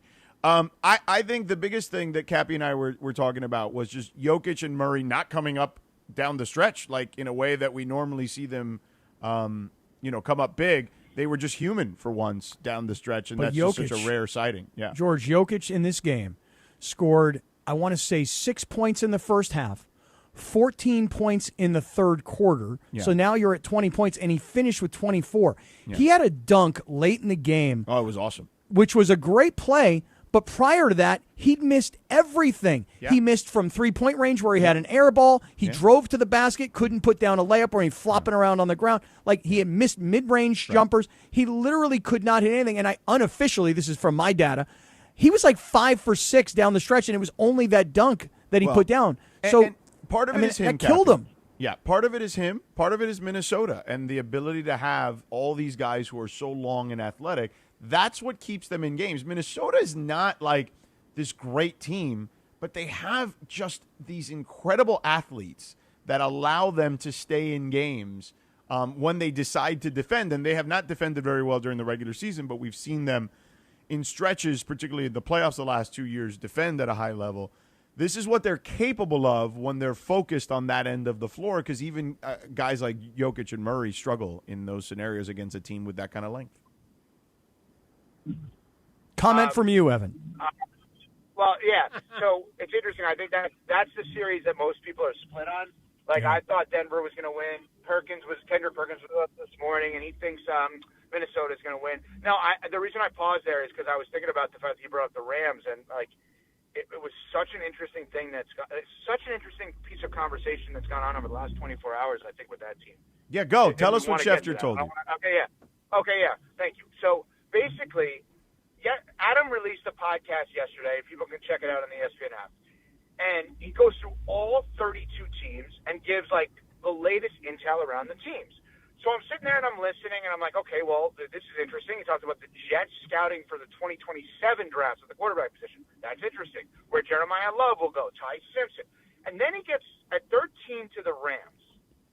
And he said, first of all, this is how he let it off with. First of all, if they still had their second pick in the first round, I think Ty Simpson is very much in play at 13. So I'm like, whoa, that was all real. Because we kind of discussed that for a while, that could that be real? They give away their second pick. So now I have to at least acknowledge if the Rams come home on Thursday night with Ty Simpson, maybe not at 13, maybe if they trade back, get an extra pick, whatever it is, you can't be surprised. The next thing he said conventional wisdom is everyone has them taking a wide receiver. Well, my wisdom ain't that conventional because I was surprised even by that, knowing that they have Puka, obviously give him credit, going to rehab, getting his life back in order, hopefully, God willing, and that's a disease and an illness that people cannot control if there's addiction, and kudos to him, right? And then we know that they've tried to trade Devontae Adams, potentially in an A.J. Brown deal. Okay, well, that in itself is interesting. Another wide receiver. And then he says, the thing about the Rams that people need to pay most attention to is the contract given to Will Anderson of the Texans at $50 million a year. And I'm like, what does that have anything to do with it? And Adam said that because of the fact that the Rams have done so well by way of the draft, that they have two guys in Jared Verse and Byron Young who are great pass rushers, who each probably will be able to make $40 million plus a year at some point. And so they may reset that pay scale and keep it on a rookie scale contract by drafting an edge rusher in the first round. But also, and he didn't say this is me saying this, well, that would indicate one of them would be gone at some point. Yeah. When that point is, I don't know. But that in itself I thought was interesting.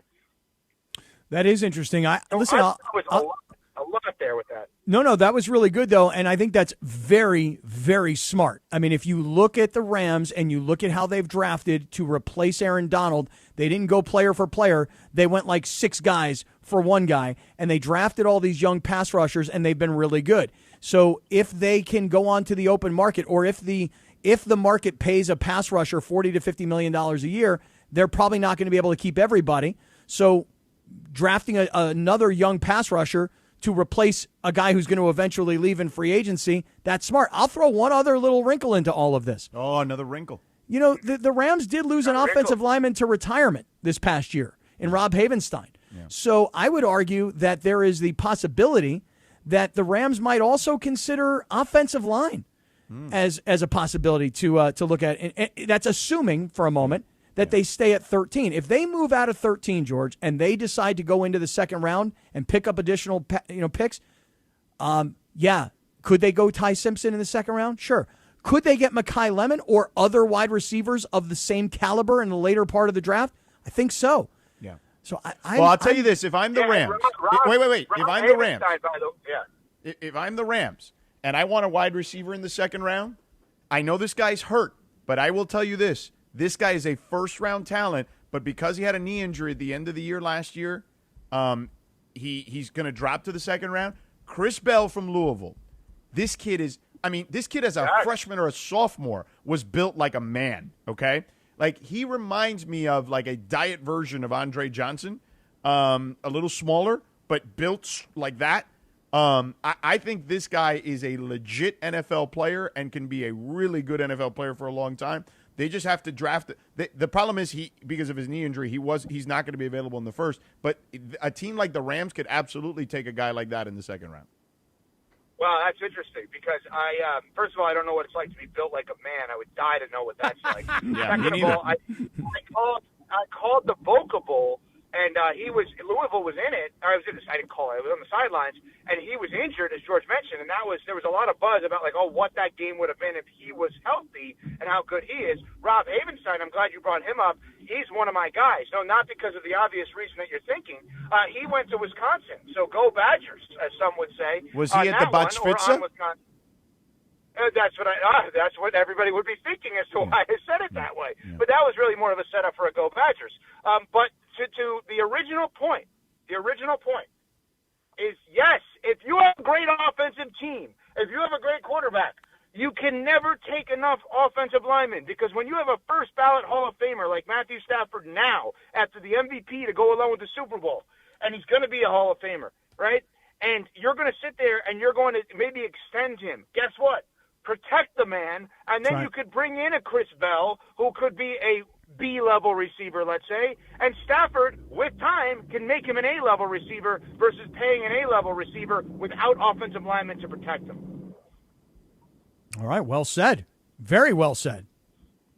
Evan's on fire this morning. Evan is on fire. Let me work in this billboard since we're talking about the NFL draft. It is NFL draft week. What will the Rams do with the 13th pick on Thursday night in the first round? We're all over 2026 NFL draft week on ESPN LA, powered by the law offices of Jacob and Ronnie, the chosen legal partner of the Los Angeles Rams. Call Jacob at 800-345-6789.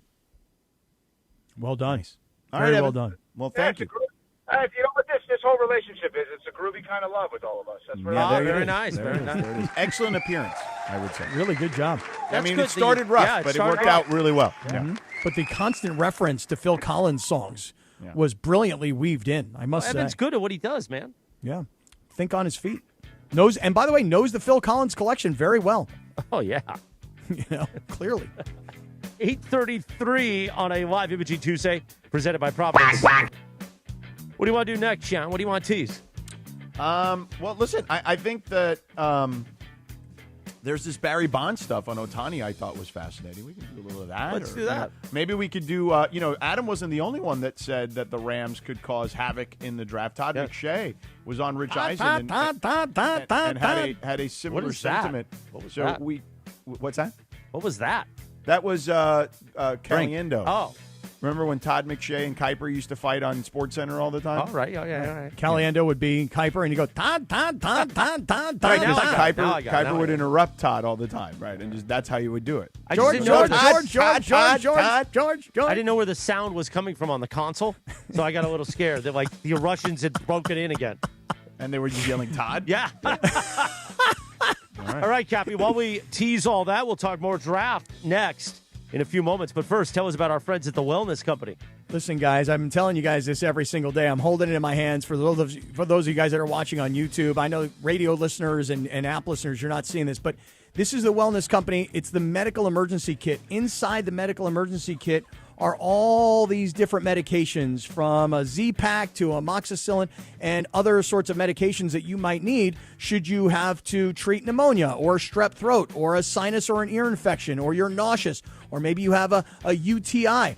And when you get this medical emergency kit, it comes in this great package so that you can carry it around with you and travel with you. Because why would you leave it at home and then you get sick on the road and you can't start your meds till you get home? You want to start medication as quickly as possible. And then you say to yourself, well, I'm not a doctor. What do I know? Inside the medical emergency kit is this guidebook that I'm holding up. And inside the guidebook, you match the symptoms that you're feeling and experiencing with the medication that you've been sent. You get on your meds. You start getting better right away. And listen, every home should have at least one medical emergency kit. And again, I'm going to keep on reminding you guys, if you're like me and you've got kids in college, you should be sending your kids to college with a medical emergency kit, or better yet, just have it shipped there. Here's what you do. You go to urgentcarekit.com/710, urgentcarekit.com/710. You use our promo code 710. You save $45. urgentcarekit.com/710. Do it today. Thank you, Cappy. 8:35. I was laughing because we were doing some funnies in here, man, behind the scenes. Meanwhile, when we return in 2.5 minutes, Sedano told you we're going to talk more NFL draft. What did Todd McShay say on the Rich Eisen show yesterday? That the Rams could blow up the entire first round. That's next on LA's only local sports morning show, the Sedano and Kap Morning Show on ESPN LA. The Sedano and Kap Morning Show. We'd like to thank our founding partner, Cadillac of Beverly Hills. Cadillac of Beverly Hills. Experience luxury at the top of its game. Visit CadillacBeverlyHills.com. This is the Sedano and Kap Morning Show. Hey Rams fans, it's your quarterback Matthew Stafford here. The Rams and United Way of Greater Los Angeles are excited to bring Walk United LA to SoFi Stadium this year on Saturday, May 9th. Join me and my family for the 5K walk run and help support our Los Angeles community. Registration is now open at walkunitedla.org, where you can sign up for Team Rams and learn more. Our team is only as strong as our city, and this walk is about uplifting all Angelinos in need. I can't wait to see y'all at the Rams house on May 9th. This is the Doctor in the Dugout with Dr. Alan Byer, presented by Hoag Orthopedic Institute. I'm often asked about people who suffer their first back injury, think they've pulled a muscle in their back, and they don't stretch enough as far as their back is concerned. So when do you seek care from a doctor when you've sustained a back injury? At Hoag Orthopedic Institute, we like to tell people that the most important thing is to watch and see if that back pain is radiating down your leg, causing any numbness, causing any weakness, or any bowel or bladder dysfunction. These are surgical problems usually and require a more urgent visit to the emergency room rather than waiting to see the doctor. If none of these signs are present, it's safe to wait it out, rest for a few days, and seek medical care from your doctor within a week or so. Hope that helps. Keep stretching your back. If that doesn't get better in a week or 10 days, that's when it's time to seek the orthopedic specialist. Hope this keeps you on the field, and keep listening. We'll be back soon. Keep listening for more on the road to recovery right here on 710 ESPN. Hey, sports fans, the ESPN app has all of ESPN all in one place. The ESPN app is your home to thousands of live events, ESPN shows, and originals across every ESPN network in service. And now you can check if you already have ESPN Unlimited as part of your TV package for no additional cost. Visit activate.espn.com to learn how to access your account or sign up, then start streaming in the ESPN app. It's all of ESPN all in one place. Sign up or activate now. My name is Whitney Allen, and I'm a widow. My husband, Ryan, died. We never thought we'd ever have to use life insurance, but the unexpected happened. With Ethos, signing up was fast and 100% online. You can get a quote in seconds, apply in minutes, and get same-day coverage. No medical exams, and you can get up to $3 million worth of coverage. I am grateful we were prepared. Get your free quote at ethos.com/play. That's ethos.com/play. Paid spokesperson. Time spent on application may vary. Online health questions required. The Sedano and Kap Morning Show is on. So, I don't know, I'm feeling a little weird. George Sedano. Hence why you're a badass. Hence why you're a chingong. Scott Kaplan. Not like depressed or anything, just a little weird. More Sedano and Kap right now. 8:39, good morning. The Sedano and Kap Morning Show on a live imaging Tuesday presented by Providence. We're talking Phil Collins. Let's play some Phil Collins, Jack. By the way, you want to go see LAFC? LAFC. Call 877-710-ESPN right now. Caller number 7 scores a pair of tickets to see LAFC take on the Colorado Rapids at BMO Stadium. Wow, nice. Bergie, this song is got me going. Put a little something into your step this morning Sure here, pal. did. You got me dancing a little bit. Yeah. Feel the Get the energy. snapping. Yeah. Feel the energy. Support the black and gold and don't miss a moment. Only with ESPN LA. Get your tickets. Go to LAFC.com/tickets for additional information and to purchase tickets right now. Caller number 7 at 877-710-ESPN. Here comes the hook.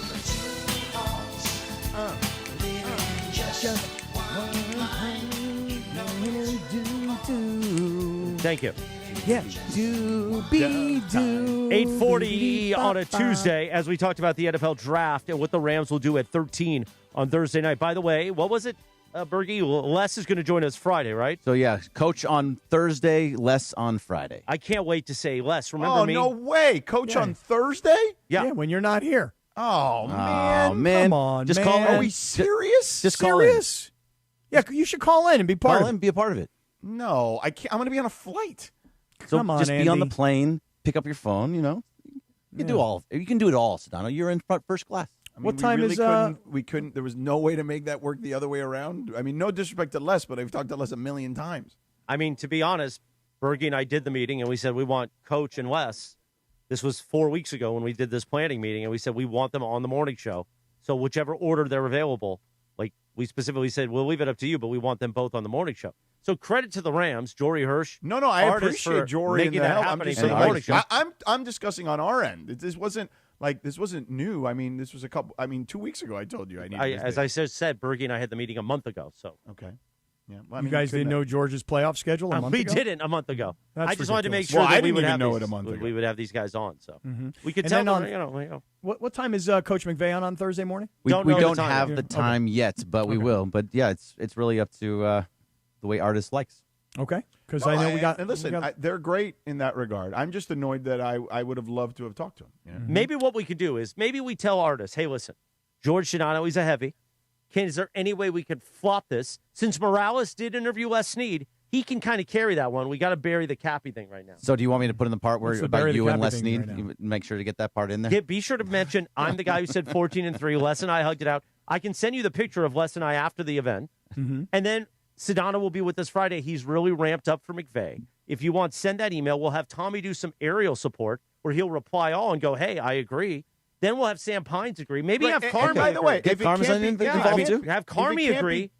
If it can't be done, then it can't be done. But I'd love to have Sean on the show because I just haven't.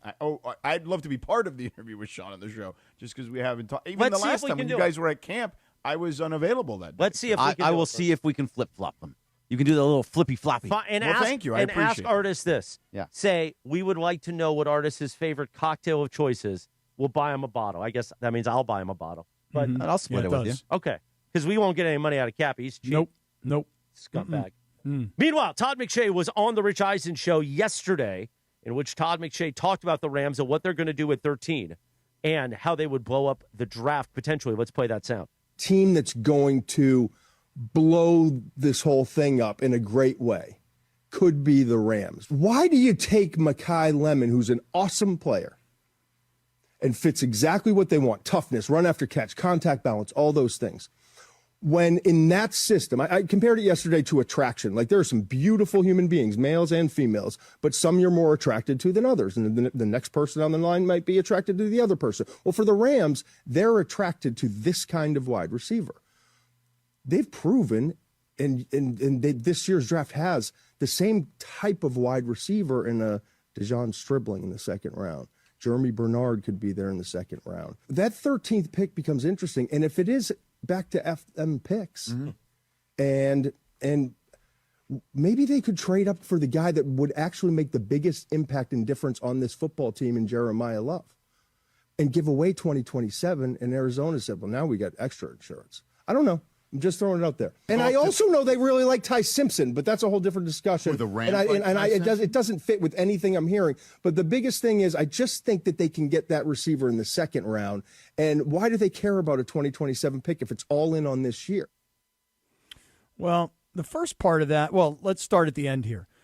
If it is all in for this year, and I know that the Rams, having won the Super Bowl in L.A. in SoFi Stadium, and with the Super Bowl coming back to SoFi Stadium and L.A. this year, yeah, I think we can all imagine that the Rams will be 1,000% all in on this season, because we're getting to the end of Matthew Stafford's career.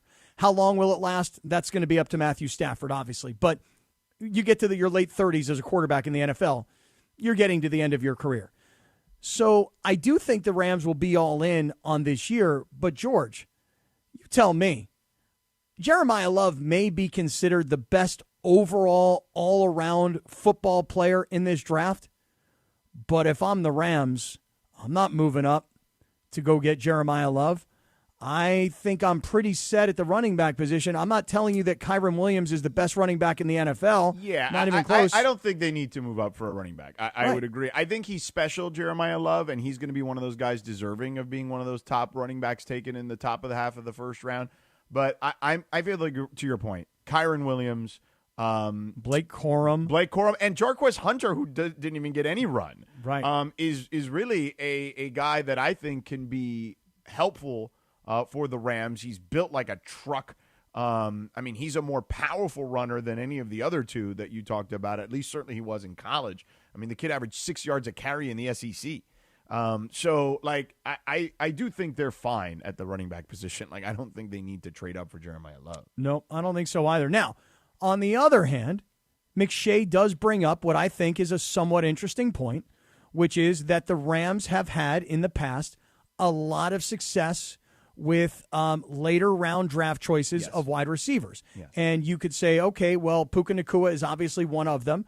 Cooper Kupp preceded that. So they've been very fortunate to go get guys who are not necessarily first-round draft choices. And what they've been able to do is turn Cooper Kupp into the player that he has become. And, of course, it's taken a lot of hard work from Cooper Kupp. But, I mean, the numbers that Cooper Kupp put up with the Rams, you'd say, well, wow. But then you see Puka Nacua putting up numbers very comparable. And Devontae Adams, who already was a very established player, can put up big numbers.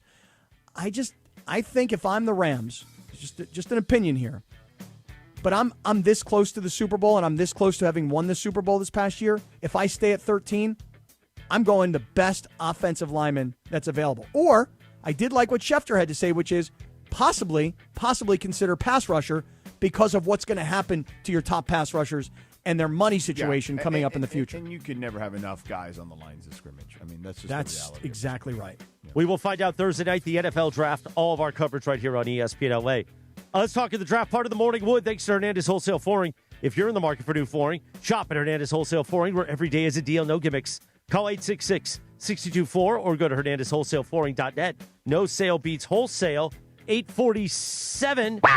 Cappy and Sedano, let's talk about our friends at Prize Picks. Look, Prize Picks. If you want sports action in the state of California, Prize Picks is the place to be. Download the Prize Picks app. Use the promo code Cappy, K-A-P-P-Y. Your first $5 lineup gets you a $50 lineup bonus. And it's very simple to play Prize Picks. It's more. It's less. There's a stat projection for every player in every sport imaginable. You go more or less on that stat projection. You bundle a couple together, including across different sports, and you win cold hard cash. Yeah, we always talk about, make that first $5 lineup, get $50 in lineups, and that's incentive enough. But wait a second. Right now, there's a promotion happening on Prize Picks. It's called the Do It Live 2026 NBA Finals Sweepstakes. So you pick live squares during the NBA playoffs, and you could possibly win a trip for two to the NBA Finals. Now, here's how you play.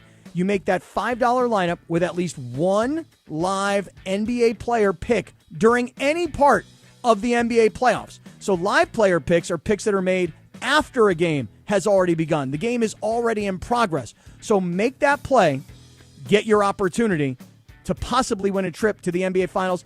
Download the Prize Picks app. Use the code KAPPY, K-A-P-P-Y. Make that first $5 lineup. Get $50 in lineups. George, let's all get everybody to win this playoff season on Prize Picks. Prize Picks, a preferred partner of the NBA. We are back in 2 minutes from right now on LA's only local sports morning show, Sedano and Kap on ESPN LA. The Sedano and Kap Morning Show. We'd like to thank our founding partner, LAX, Los Angeles International Airport, where change is in the air. Learn more at lawa.org/ESPN. This is the Sedano and Kap Morning Show. LA's biggest pizza party is back. Pizza City Fest returns to LA Live April 25th and 26th. Bigger, bolder, and cheesier than ever. 40 of Southern California's top pizzerias. 2 epic days. 1 massive celebration of pizza. An all-inclusive ticket delivers unlimited pizza tastings, unlimited beverages, and unlimited desserts. All for just $99. Pizza City Fest at LA Live across from Crypto.com Arena, April 25th and 26th. Tickets on sale now at LALive.com/Pizza City Fest. Pizza Hut is bringing the heat with their new hand-tossed crust. Crispy and golden on the outside, soft and fluffy on the inside, finished with buttery garlic parm seasoning in every bite. And right now, grab a large pizza with any 3 toppings for just $11.99, delivery or carryout. When you're hungry for big flavor, keep the Pizza Hut coming with the $11.99 large 3-topping deal. Order now at pizzahut.com or download the Pizza Hut app. Limited time offer. Additional charges for extra cheese and toppings, stuffed crust, and original pan. Evan Cohen here. Game day brings the excitement. Your stay should feel just as memorable. With Marriott Bonvoy, official hotel partner of the NCAA and U.S. Soccer, you're connected to a portfolio of brands designed for how you travel. Some offer complimentary breakfast, others give you room to spread out, space to stay productive, or extended stay comforts. So whether you're a traveling fan or part of the team, Marriott Bonvoy celebrates the moments that live on before and after the game. Marriott Bonvoy, where game day checks in.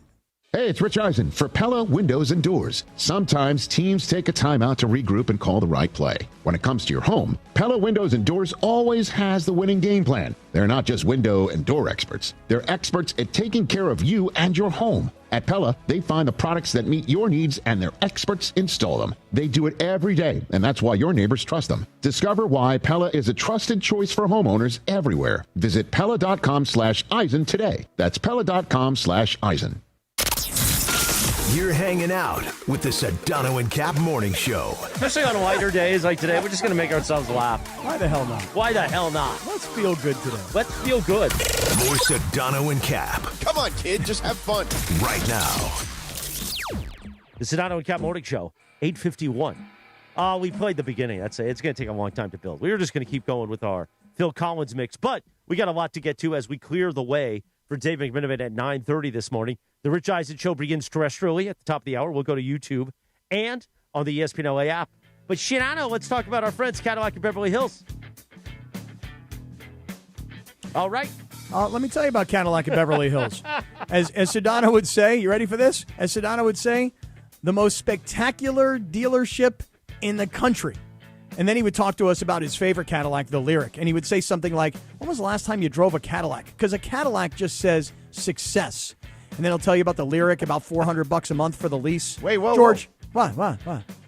What? You guys couldn't have done Like, what are Life you Source doing? before? I mean, No, I'm it's okay. taking over now. I'm taking over the Sorry, Beverly Hills we got a lot Cadillac. going on, so Yeah. I threw to decided. you weren't there, and then I was Right. going to switch to Life Source, and then Cappy jumped in.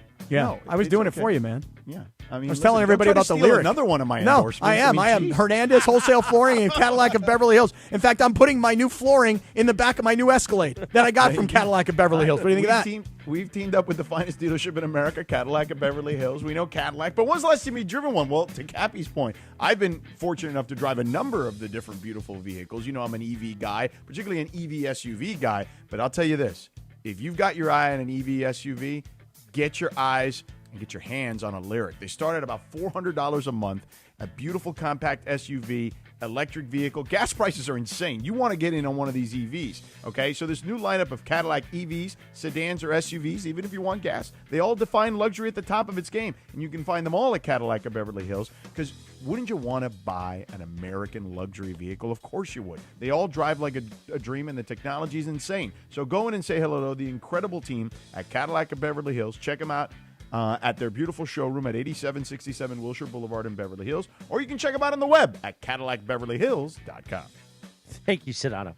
Game 2, Lakers-Rockets tonight at Crypto.com Arena. I'm just trying to bridge the 15 seconds, Cappy, until I do another live read, because you threw us off timing-wise, Cappy. Oh, really? Yeah. I did it.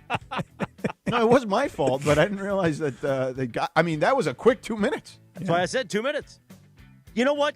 Don't be a city water sleazeball. Look at this. Here in Los Angeles, our water is filled with chemicals and chlorine.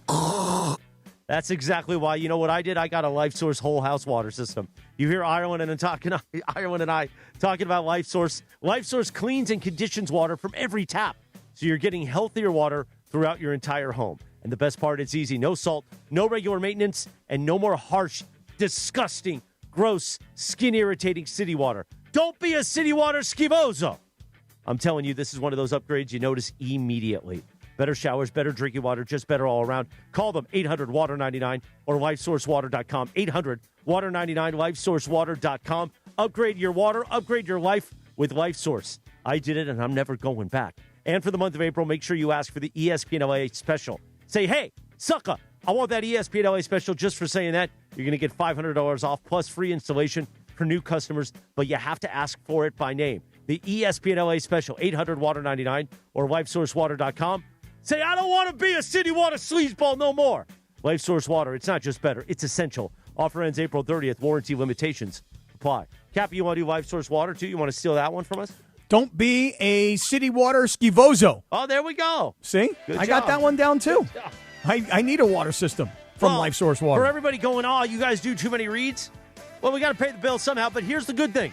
Coming up, Dave McMenamin at 9:30, and I guarantee you Sedano will take him for 25 minutes. I think. That's coming up. The Sedano and Kap Morning Show. Smile, suckers. It's Tuesday, and you have the privilege of waking up with LA's only local sports morning show.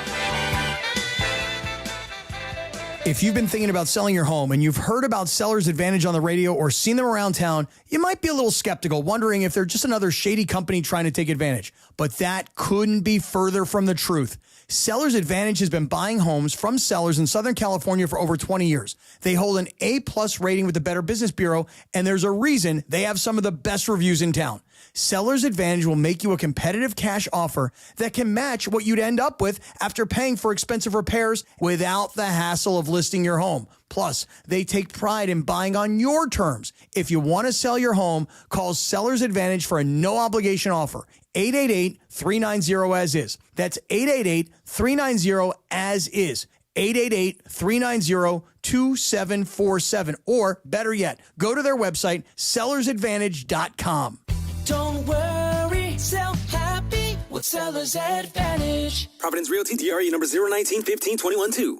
Hey guys, it's Lindsay, and as someone who doesn't have time to overthink shopping, I love how simple my VisionWorks store in Santa Ana made it for me. The frames are organized by shape and price, and there was a great variety of frames to choose from. No matter what style you're looking for, VisionWorks has it. Scheduling my eye exam, though, that was easy with evening and weekend appointments at all locations. And here's the best part. The friendly and knowledgeable VisionWorks teammates are insurance experts, and they'll help you maximize your options whether you have insurance or not. If you want or need glasses without the hassle, VisionWorks makes it simple. All right, guys, it's Cappy, and I want to talk to you about Beach Life Festival because I've been talking about this festival for years. It is my absolute favorite music festival. It's coming to Redondo Beach between May 1st and the 3rd, so lock in on the weekend because we're going to be there all weekend long. Friday night, Duran Duran and the Chainsmokers. Saturday night, The Offspring and Slightly Stupid. Don't forget about Ben Harper and Joan Jett. And then on Sunday, I can't wait, James Taylor, Sheryl Crow. Place is going to go crazy. You got to get your tickets now. They're going fast, especially those VIP tickets. BeachLifeFestival.com and lock in on Sunday night because we're going to party for James Taylor and Sheryl Crow. Hyundai gives you America's best warranty on every new vehicle. It includes a 10-year, 100,000-mile powertrain limited warranty plus 24/7 roadside assistance. That's peace of mind from Hyundai. And these days, that's priceless. Get 0% APR for 60 months, plus 0 payments for 90 days on the Hyundai Tucson. See your SoCal Hyundai dealer. Offers end April 30th. Call 714-568-7676 for details. It's NBA and NHL playoff season, and there is no better place to catch the action than Cosm. Hey, it's Mace here, and you got to get into the Cosm Dome and experience every slam dunk, every goal on Cosm's massive, immersive display, and it's so real, you'll feel like you're courtside or right on the glass. Or head to the hall and catch every game on their wall-to-wall LED screens. Great food, amazing drinks, cocktails. Cosm has got it all. No better place to experience the playoffs than Cosm. For game listings and tickets, visit Cosm.com. I'll see you at Cosm. In sports, the tape never tells the whole story. Hiring is no different. AI can make candidates look like an MVP on paper, so knowing the person and the skills behind the resume matters. That's where Robert Half changes the game. Our recruiters combine their expertise with award-winning AI to evaluate skills and fit quickly. Learn how we can find you specialized talent in finance, accounting, technology, and more. At Robert Half, we know talent. Visit roberthalf.com/talent today. Harry Douglas here. I don't wait for birthdays to celebrate. I grab Confetti Craze 5-Hour Energy. It tastes like rich vanilla birthday cake with buttery funfetti goodness. Seriously, it's unapologetically extra in the best way. And it's sugar-free, so I get all that cake flavor without the guilt. It's tiny, portable, and ready for whenever I need a quick boost. I keep one with me because you never know when you'll need a little party energy. The Funfetti flavor is back on 5hourenergy.com or on Amazon. Crack open a Confetti Craze 5-Hour Energy shot today. The home of the Lakers. And now the home of the Rich Eisen Show. Weekdays 9 a.m. to noon. KSPN Los Angeles. A Good Karma Brands radio station. Previously on the Sedano and Kap Morning Show. By the way, I can't believe we have spent 19 minutes. Yeah. Okay. Mm-hmm. And we've literally just flipped past LeBron's performance and spent more time talking about DeAndre Ayton, Kevin Durant's knee, and even Marcus Smart maybe. You know why that is, though? Because you can't give the man credit to save his life. Yeah, if Lindsay was here today, she'd get you, Cap. The Sedano and Kap Morning Show is on the air. I always suck at the Spider-Man game at Disneyland. Sitting next to a kid in the ride. The kid's got like 5 million points. Just pretend you're like whipping. No, I know, but I do. But I keep doing it. I keep going like this. I keep doing the thing. But it's the same thing as like the Toy Story thing. Yeah, but it never works. Like for whatever reason, I think maybe it's like, hey, old guy, you can't do it. The young kid next to you. Well, or just do it sideways. Yeah, you can shoot the web sideways once in a while. Oh, really? I thought the Spider-Man form was flip the wrist. This way. I know, yes, but you can do it this way too. Can you see me? With the I can see you. Up and down this way. Oh, you can do it that way? You can do it that way too. Oh. You can be that exotic. You can be do different ways. Oh. Hi, this is DeAndre Ayton of your Los Angeles Lakers. This is the Sedano and Kap Morning Show. The biggest show in ESPN LA history. Oh, Baby Whale and Travis. That's DeMarco. By the way, that's DeMarco's handle on social media. I ain't saying anything bad. At Baby Whale. No, it is his handle. Yeah, his handle. Anybody has a problem with Baby Whale? I used to be an island boy, not so much anymore. No, you're done with it, huh? I'm done with it, my friend. You go find yourself another island boy. Really? I got Geeter. A little sabor. Yeah, I don't think people like being called hacks. You're the güero on the radio. Giant Mexican, horn section. Did you have me on your show to berate me? Is that what you're doing now?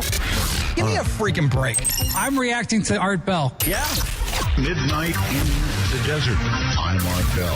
Scott Kaplan, eat a fat one, bro. The Sedano and Kap Morning Show on 710 ESPN. The all-new ESPN LA app and on YouTube at ESPN Los Angeles. When you mind, yeah. We're bigger than U.S. Steel. Wow, that's crazy. Well, you want to woo-woo? Bit boy. Right now. Monstrous. Beto, I don't want to eat that. We did it, Dad. We did it. You were riding high on the stinger last time. Oh, big time. Right, that's right. Of course we were. So, mongrels, stay tuned. As the young kids would say, lit.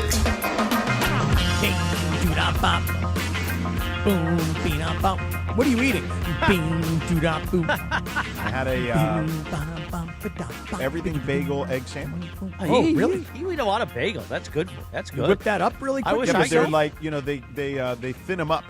Oh, yeah. I love those. The thinner version of them versus the pull out all the bread, because then I pull out all the bread and then I want to eat the bread after I've gotten done. Right. If But Cappy yeah, and the I ate thinner as ones. many bagels as Sedano does, we'd be 400 pounds. Oh, forget about it. Just from be Noah's. completely blown up. And they also got a twice-baked hash brown. This thing is delicious, too. Oh, beautiful. Wait, would you- 9:03 on a Live Imaging Tuesday presented by Providence. So here's what we're going to do in this YouTube hour and on the app at ESPN LA. We're going to reverse things. We're going to flip the script. So we're going to do the Lindsay segment first. We're going to do Dealer's Choice. Don't Right, set the 'cause of small stuff. McMenamin. Well, yeah, because Dave McMenamin will join us at 9:30, and he has not given us a time limit. So Sedano could stretch that thing all the way. You could take it till 11 a.m. if you want. I don't really care. Not me, bro. I got to catch a flight, so we're All done. right. We're done on time. First, let me read this. It's NFL Draft Week. What will the Rams do with the 13th pick on Thursday night in the first round? We're all over the 2026 NFL Draft all week long on ESPN LA, powered by Pechanga Resort Casino. Win a brand new house. Home Sweet Win is back at Pechanga Resort Casino, official California gaming and casino partner of the Los Angeles Rams. Lindsay's back on the show. She's live from ESPN Cleveland today. Home of Riz. Of Riz. He came in and said hello to me this morning, and then he said, tell those guys in L.A. I said, hi, and they better watch out or I'll steal you back. And I said, no, it's too cold. Too cold. Never living here again. By the way, George, where are you heading again tonight for the game? City. Oklahoma City. Okay, and then you're going to Game's Toronto. tomorrow. And then I'm coming home. Okay, and then flying Saturday to Toronto for a game that'll on be Sunday. fun. And Isn't then flying Eminem's back fun? after the game to LA. It's a put on. So a lot of back and forth. Well, that could be the last game of that series for the Cavs and Raptors. Listen, it very well might be, to be honest with you. You guys Cavs barely looking good. said a word about that game. Well, it honestly was the least interesting of the three games yesterday. It was also on at 4 o'clock in the afternoon. I did watch every second of it. Oh, yeah? The Cavs did. Evan Mobley was fantastic. Yeah, he was great. And that's what they need from more consistently, to be honest with you. But offensively, I don't know if he's capable of that every night. I think James Harden helps him a lot in that regard. But yeah, like they look good. I mean, but Toronto's a lot like Phoenix, where they're the try-hard team during the season, and that'll get you 40-something wins in the NBA because you're going out there, busting your ass every night. And teams are going to be hurt, and not everybody's giving the attention to detail and effort necessarily night in and night out because of the crazy travel schedule. But now, when it's a series and you get days off and you can game plan, I mean, that's the type of team that doesn't last very long in the playoffs. So, as a non-ball knower, I was not familiar with Scotty Barnes' game. He's really good. Yeah, Scotty Barnes is great. Brandon Ingram, former Laker, has struggled mightily in this series, though. Yeah, he's been pretty bad. And then he was complaining about not getting enough shots, but whatever. I know you guys don't want to talk about this, so we can move on to the Lindsay segment. I was into it. Yeah, it's fine. Listen, I will admit this to you, Lindsay. I actually did put in some time yesterday. And listen, 4 o'clock for an NBA basketball game with two teams that you're not really interested in, Cleveland and Toronto, for me, that is not appointment viewing. However, well, if you're home, what else are you going to be watching at 4 o'clock? But Cappy, also, Evan Mobley is a San Diego guy. He's a local guy for you. Is he really? He's your guy. How do you not know that? I didn't know Evan Mobley was from San Diego. That I did not know. I did not know that. And we pressed the flush with him that day. We did, that but night. He was sweet. I would have said something to him like, "Yo, my man, What where a you life from?" we had in our eyes. Oh, we were yeah. going to spend every USC night in the athletic director's suite. What a spread that night. And then it was just snatched from us. Just took it. Oh. Just took it right from us. It was kind of his own doing. It was his own doing, but he was telling us about the lights at the stadium. He was all, I was like, oh, baby, this is going to be a beautiful next few years. Then just snatched away from us. Just took it. Just not fair. We had the whole thing exactly the way we wanted it. You got to earn it back, Cappy. Took it from us. Well, we need to create some new relationships is what we need to do. Earn it back. Yeah. It's funny. I thought of you yesterday in a meeting because we were talking Thought about of Cappy? Yeah, because we were talking about, I won't say any names, so don't even start Cappy, but the person, we were talking about a certain individual with relationships, and it wasn't about you. And then this other gentleman who is above me, if you will, said, yeah, what are you going to do? He lost his relationships. And I was just thinking about, if this person we were talking to about was Cappy is brilliant at developing new relationships on all levels. Mm-hmm. And Cappy, that was actually a good thought I had about you yesterday. I really appreciate that. I didn't say it out loud because I didn't want those people to be like, right. oh, don't bring up his name. Gotcha. But for the sake of that, Yeah. All right, 9:07. Why don't we do the Lindsay segment right now? We like Let's to do play it. a TV theme. How about this one? Oh, Angela. Our friend Tony Danza turned 75 today. Oh, do we have the drop? Well, he cursed us right out. Bergie's not in the room. Because that's the best thing. It's on my page at the top. Tony Danza. Nah, you it's just okay. look up Tony Don't worry. Danza. Let's play it. He was calling Clapper. He called the station. Hold on. Here we go. So for people that don't know, Tony Danza called the station looking for Clapper, and then this happened. He might curse in this, but it doesn't matter. We're on YouTube, so go ahead. Is he looking for somebody? Tony Danza? Dr. Clapper. Oh, he's looking for Clapper? Tony Danza's looking for Forget Clapper? it. Put him on the line with us. Forget about Clapper. Oh. Hey, Tony. Nice. Whoa, dump that, guys. Tony. Yeah, that's me. What did he say? What I forgot what he cursed. What was his curse? These mother bleepers. Those mother bleepers, yeah. These mother bleepers. That was hey, amazing. yeah, that's me. That's us. Tony Danza, of course, that was the Who's the Boss theme song, a great 80s show where Tony always said, Angela. Do it, Cap. Or do it, Sedano. Angela. There you go. You can follow her at Lindsay Baseball on Twitter or Instagram. The Lindsay segment always made possible by our friends at Hernandez Wholesale Flooring. If you're in the market for new flooring, shop at Hernandez Wholesale Flooring, where every day is a deal, no gimmicks. Call 866-62-FLOOR or go to HernandezWholesaleFlooring.net. No sale beats wholesale. Live from Cleveland, ESPN Cleveland. Take it away, producer Lindsay. Thanks, Christopher. All right, guys, so Joe Buck is expected to host an ESPN version of Jeopardy as the popular trivia show looks to expand its franchise. Hey. ESPN Jeopardy is expected to air on Hulu and Disney Plus and may also run on linear TV on ABC this summer. So the show is going to consist of celebrity guests, contestants, with, quote, multiple ESPN talents set to appear. So let's say they call you and they want you to be like an ESPN Jeopardy contestant. How do you guys think you would fare as a contestant on ESPN Jeopardy? Sedano, you go first. I think I'd do okay. I mean, Mina Kimes is currently on... She was on like regular real Jeopardy. Yeah. Celebrity Jeopardy. Like, she's really good. I would sometimes watch Sports Jeopardy, like when I would come across it. You guys, anybody ever seen that the one? Dan Patrick version? Right. Yeah. Dan Right, Patrick. this will be similar, I presume. Right. Yeah. And I was like, I would flip through and I go, oh, hey, Sports Jeopardy, cool. And then I'd go bang, bang, bang, bang. I get every answer. And whoever I was watching was, wow, you're really good. I'm like, no, I'm not really good. It's Sports Jeopardy. Like, if you're in our business or we've been in this thing for 30 years, yeah, we kind of know this stuff. But now if you take me to real Jeopardy, I don't know anything. Right. That's why Mina winning real Celebrity Jeopardy is impressive. Like, she's brilliant. That's why she went to Harvard or wherever she went. Oh, no, Yale. She's a Yale person. Yeah. I think Joe Buck's a very, very versatile personality. He's done guest hosting, I think, twice back of when real Alex Jeopardy. Trebek, Yes. Yeah. And they said that Alex Trebek said that he was the one guest host that took to it the quickest. Yeah, I think Joe Buck would be really good at this. He'd be great. You know, I mean, yes, he's a great play-by-play guy, and we all were going crazy last week when he called a Dodger game because we're like, wow, it's such a rarity now to hear Joe Buck call a baseball game. Yeah. And then he kind of made a reference to he doesn't have enough time necessarily to be calling as many baseball games because Monday Night Football is such a big deal. I don't know where he finds time to do all this stuff, but I think Joe Buck would be great as a game show host. I agree. Don't you think that it's going to have to be way harder as far as, when I played you guys the regular Jeopardy sports questions, they were so easy, and all these nerds are just looking at each other like, oh, I don't know. Well, this will be a little more difficult. So it's got to be, it's got to be tough. Yeah. Because we all know all the answers. And is it a Jeopardy style game or is it Jeopardy branded? It's actual ESPN Jeopardy. Yeah, it's basically Sports Jeopardy, except it's to be called ESPN Jeopardy because it's a Disney property. Okay. Yeah. Well, I definitely would like to play. And I don't even need to be, I just mean to sit in my couch and play because I think I'll do really well. But again, regular Jeopardy, real Jeopardy, I real would imagine brains. they'll film it here, right, in L.A., so we could probably just go. I think we should go be submit studio Sedano, audience. both of you guys, as nominations to. You know who would kill on that is John Ireland. He'd be really good. Oh, John Ireland would be great. Yeah.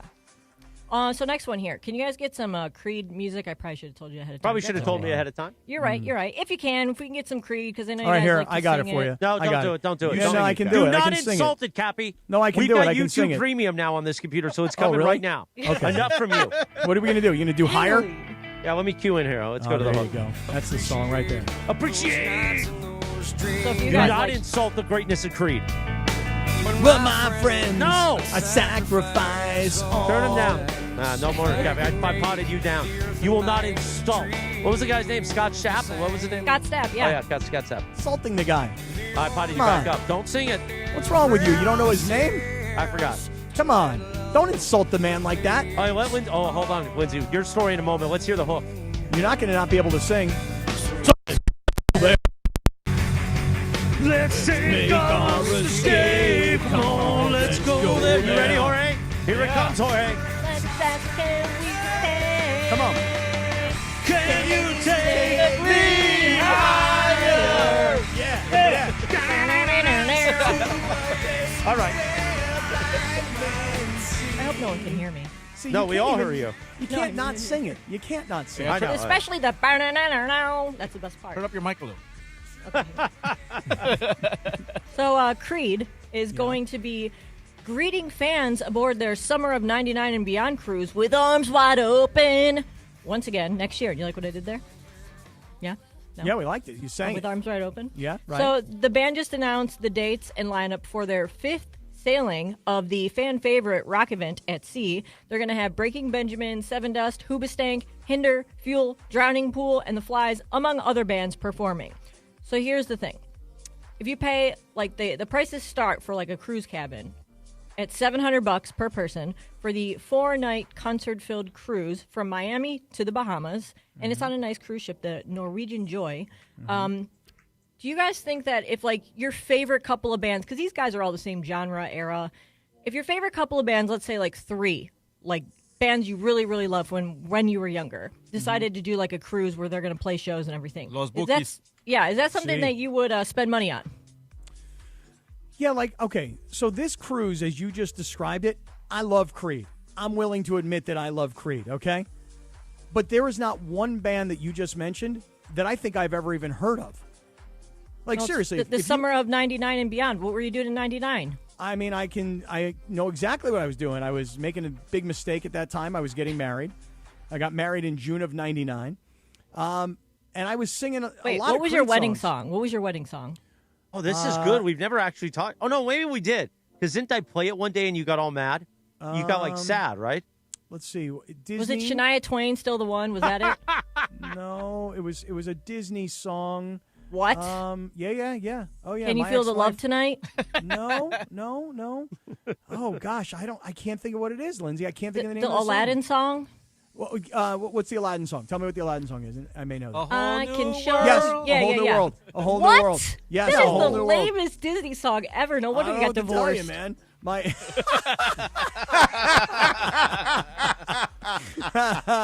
The lamest wedding you got song. Me. You got me. What can I that's tell you? It wasn't really- my choice. It wasn't clearly. my choice.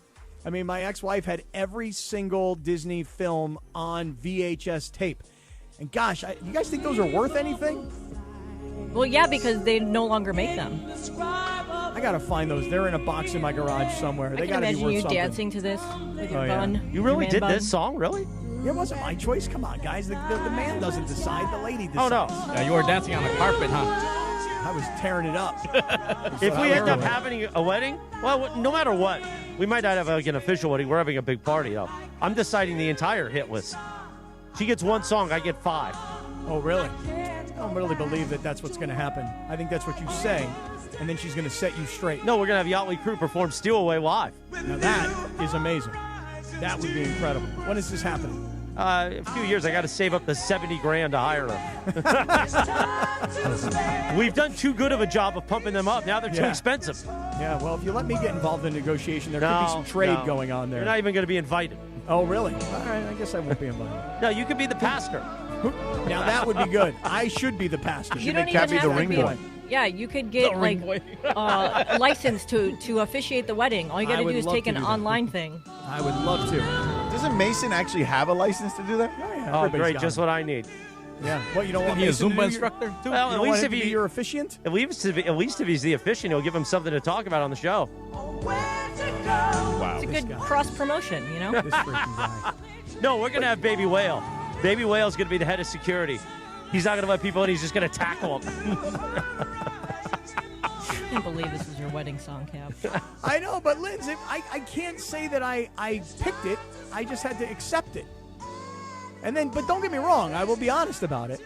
I can still see I can't believe I'm seeing this right now in my head. I can see myself dancing with my now ex-wife in June of 1999. By the way, she looked really great. It was a great dress. I think I was sweating like an animal.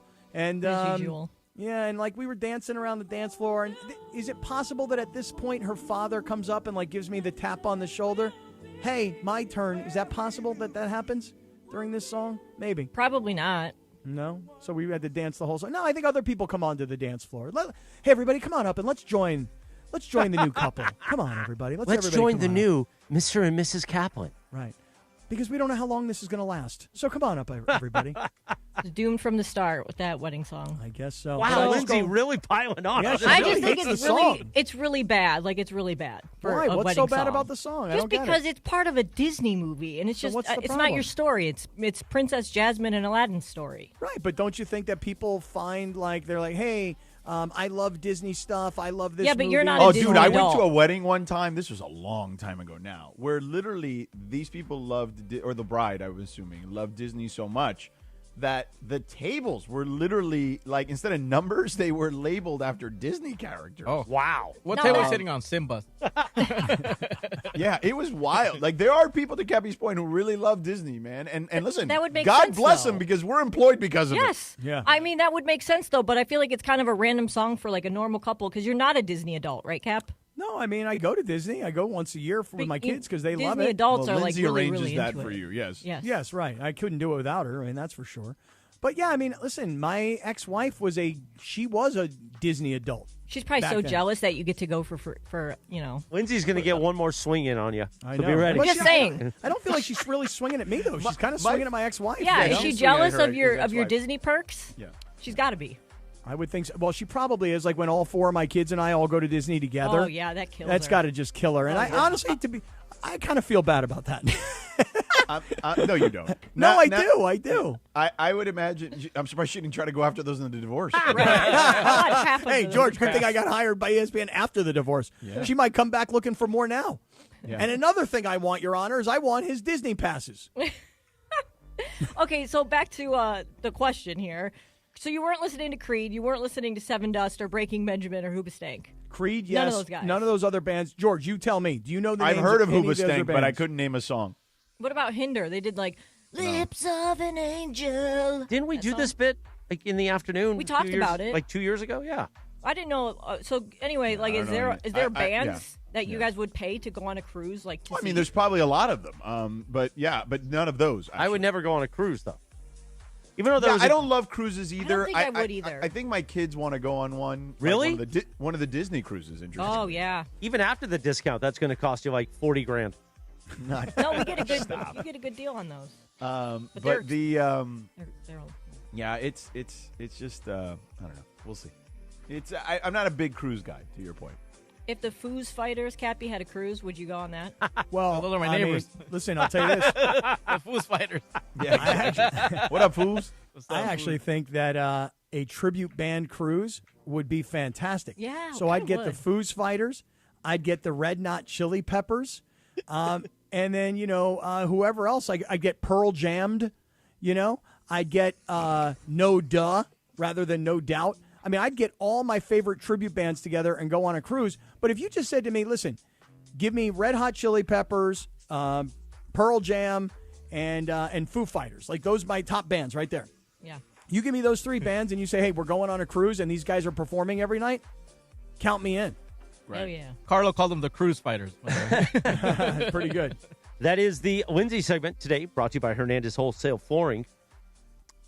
Top athletes, big moments, one night, the OC Sports Awards, June 18th at Angel Stadium, hosted by Travis Rogers. Celebrate greatness and be part of one of Orange County's premier sports nights. Get your tickets now at the OCSportsAwards.org. It just dawned on me that Bergie's not in the room. Does that mean we got to call McMenamin, or he's calling us?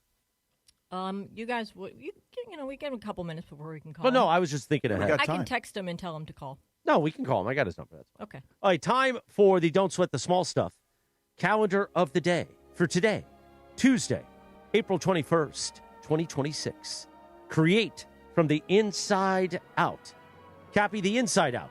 If you could look into the minds of successful men and women, you would discover a wealth of positive energy, thoughts of success and abundance, and a complete lack of doubt. In order to create external prosperity, you must first create thoughts of prosperity. Think about that. Scumbag. That is phenomenal advice. I would suggest that advice for so many people who are tuning in today. Work on the inside. Work on you. Work about uplifting yourself. You don't want to worry about taking other people down. Just you work on you. And if you spend as much time working on you, you'll get to where you want to go. Because you know what they say? Inch by inch, it's a cinch. Yard by yard, it's hard. Oh, beautiful. Yeah. So, Cappy, I'm staying the next, I think, 3 nights. I'm here till Friday at East Central because of the draft and all kinds of stuff we got going on. So tonight you're not going to be here. We got Lakers and Kings. Well, Kings aren't home. But tomorrow night, what do you got on the social calendar? We should do like a 5-mile walk tomorrow night in downtown L.A. You know what? I'll go one step further. You ready for this? Yeah. Not a 5-mile walk. We should do like an 8-mile walk. I mean, we should go crazy tomorrow night, and we should allot about 3 hours, like no BS. Let's go to Little Tokyo again, like that one time. That would be fine by me. Or would you consider leaving downtown L.A.? No. You wouldn't consider that. No, because I know what your move is. I'm scared. So you want to go somewhere else. I don't want to go exotic for a walk. More strenuous. You know what I'm saying? No. I'm a heart patient. Thanks to Seller's Advantage. Let's do the Dealer's Choice Real Deal before McMenamin joins us. Want to sell your house before you call an agent? Call Seller's Advantage. They'll buy it as is with a competitive cash offer. No repairs needed. They make selling easy. Call 888-390-AS-IS for a no-obligation offer. Or visit sellersadvantage.com. Providence Realty, DRE 0191-5212, Cappy. For today's Dealer's Choice, George, I'm going way, way, way off the board here. This has zippo to do with anything sports-related of any kind, but I just want to send a shout-out, and I'm going to say thanks and appreciation to the person who I would just like to say something about today. Who here is familiar with the name Tim Cook? I assume everybody. Yes. Yeah, Apple. Okay. Tim Cook is retiring as the CEO of Apple. And I don't know about everybody else. I'm all Apple. And I feel like if you're an Apple person, you're probably all Apple. And if you're a non-Apple person, maybe you have an iPhone, but other things are like PC related, you know? I'm all Apple. So desktop, laptop, phone, AirPods, iPhone watch or whatever, you name it, that's kind of my deal, is I'm all Apple products. And I just want to say, what an amazing career Tim Cook has had, because he really took over from Steve Jobs.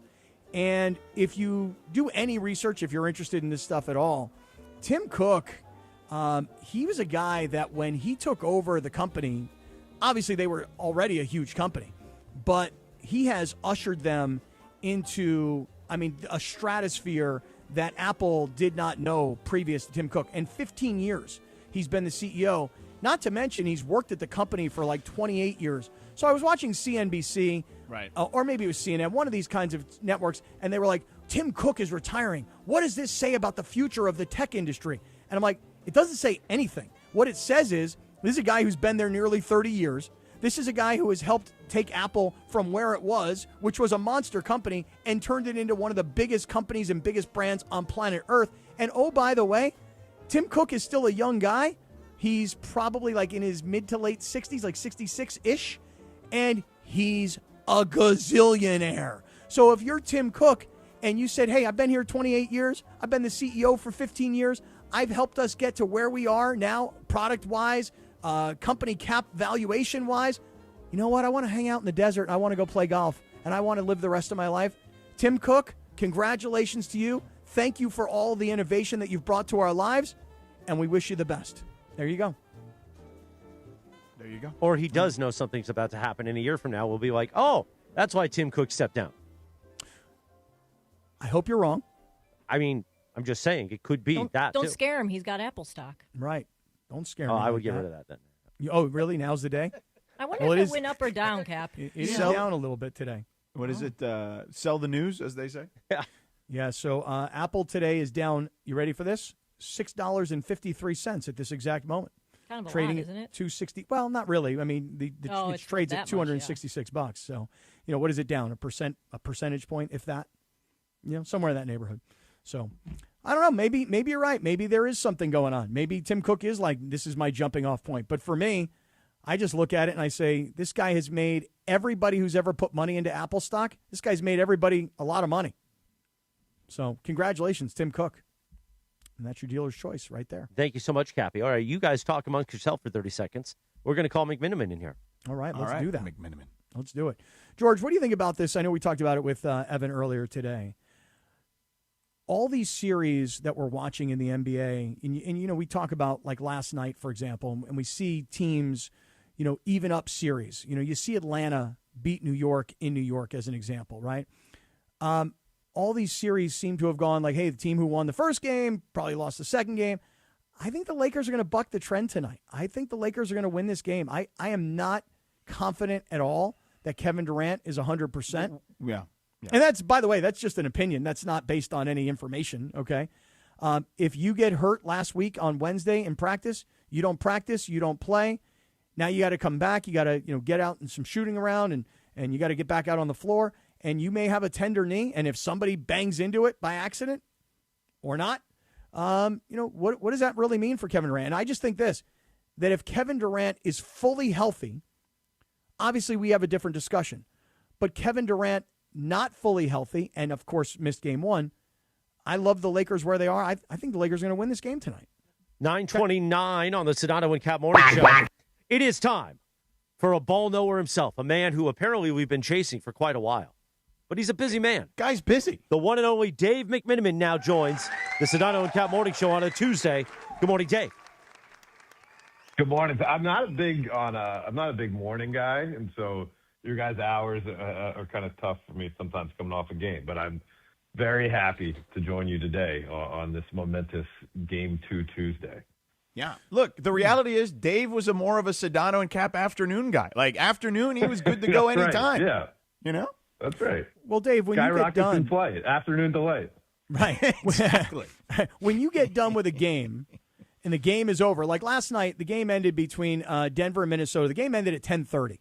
And I'll admit, I was Dude, struggling that game to stay started up. at nearly 11 o'clock Eastern. It was crazy, okay, that game started that late. So, Dave, it's 10:30 at night, and I'm looking at my phone at my clock, and I'm going, geez, man, it is late. I got to get to sleep because I got to get up early in the morning.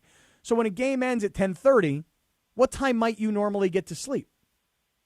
Like if I'm at the game covering the game, I'm probably not get to sleep until around 1 a.m. And that's being pretty conservative. Sometimes that can be 2. Okay. Yeah. So then if we're not a morning guy and we're on from 7 a.m. to 10 a.m. now. Yeah, that's tough. Yeah. What's the wake-up time if you go to sleep at 2 a.m.? It really depends on what the obligations are, right? Like usually I'll have an alarm around 7:30 just to check email, but I'm not trying to do anything until the first Sports Center I could theoretically be on would be at 11 a.m. Pacific. So it's kind of like being in gear for that. Yeah. Well, listen, Dave, I get it. I'm an ease into the morning kind of guy. You know what I mean? I hate to have to rush into the morning into anything. So it's like today I was up at 5:50. I'm like, all right, let me turn on the TV. Let me get something to drink. Let me just look at my computer and ease into having to deal with 3 hours of Cappy. Well, that is a lot. I mean, especially when we go 100 miles an hour starting at 7 a.m., brother. Let me tell you, there is no easing into these mornings. Yeah, we go. The lights go red and we go hot. All right. Well, listen. Let's talk. Lindsay, help me out with this 9:30 though. We can pencil in the 9:30. See, 9:30 works. Yeah. You're up already, right? You probably had some coffee or whatever, some tea, something to get you going. Yep. Exactly. All right. So let's talk about the thing that people are most interested in. What, if any, update is there on Doncic and Reeves? They are both around the team. Doncic really is not close, I think is a fair way to put it. I mean, even though folks got excited to see him in practice gear, in sneakers, on the practice court yesterday, JJ Redick made it very clear, he was out there rebounding and passing to his teammates. He wasn't out there practicing. Reeves, we'll see, right? We're coming up on 3 weeks since the injury for him. On Thursday, it'll be 3 weeks. An oblique strain doesn't necessarily have as high of a risk for reoccurrence than something like a hamstring. And if he can get to a place where he feels good enough to go in a game, let's say he's out there and he doesn't feel effective, you can pull him versus you're going to go out there and necessarily make things worse. And so that's why there's more of a glimmer of hope for an Austin Reeves to return. But even still, like 4 weeks would be a quick recovery.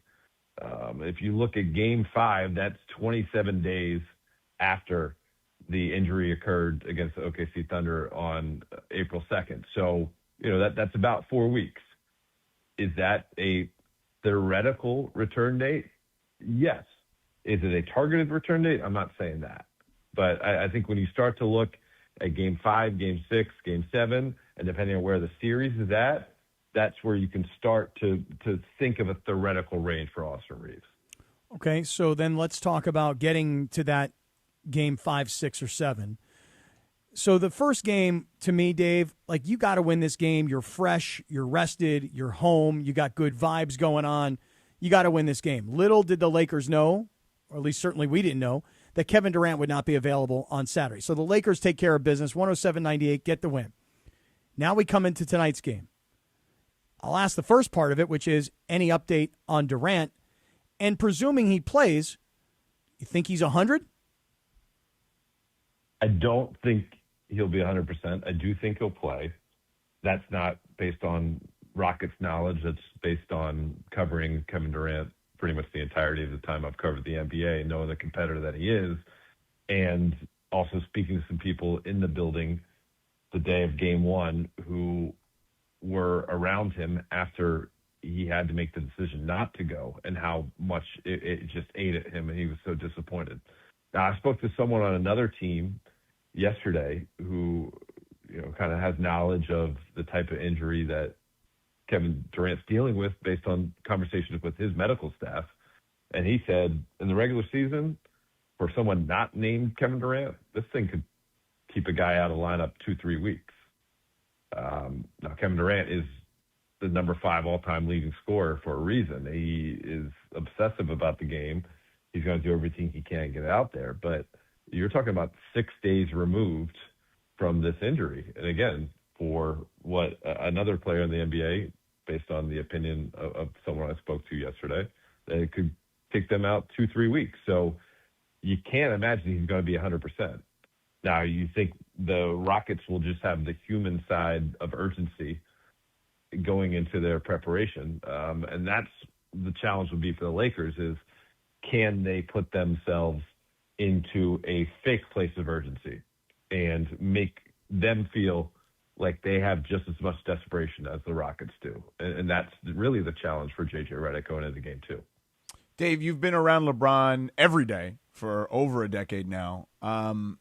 What did you make of that performance? Because even for him, and I know we're running out of stuff to say at this stage, right? But like you're around him all the time. Like, what did you make of what you saw in that game, particularly what you saw in the first quarter? It just had so much command. There was a clear leadership aspect to his approach to the game, and there was a precise game plan execution where, hey, listen, if you follow me and you do the things J.J. Redick and our coaching staff is asking of us, we're going to be in position to win.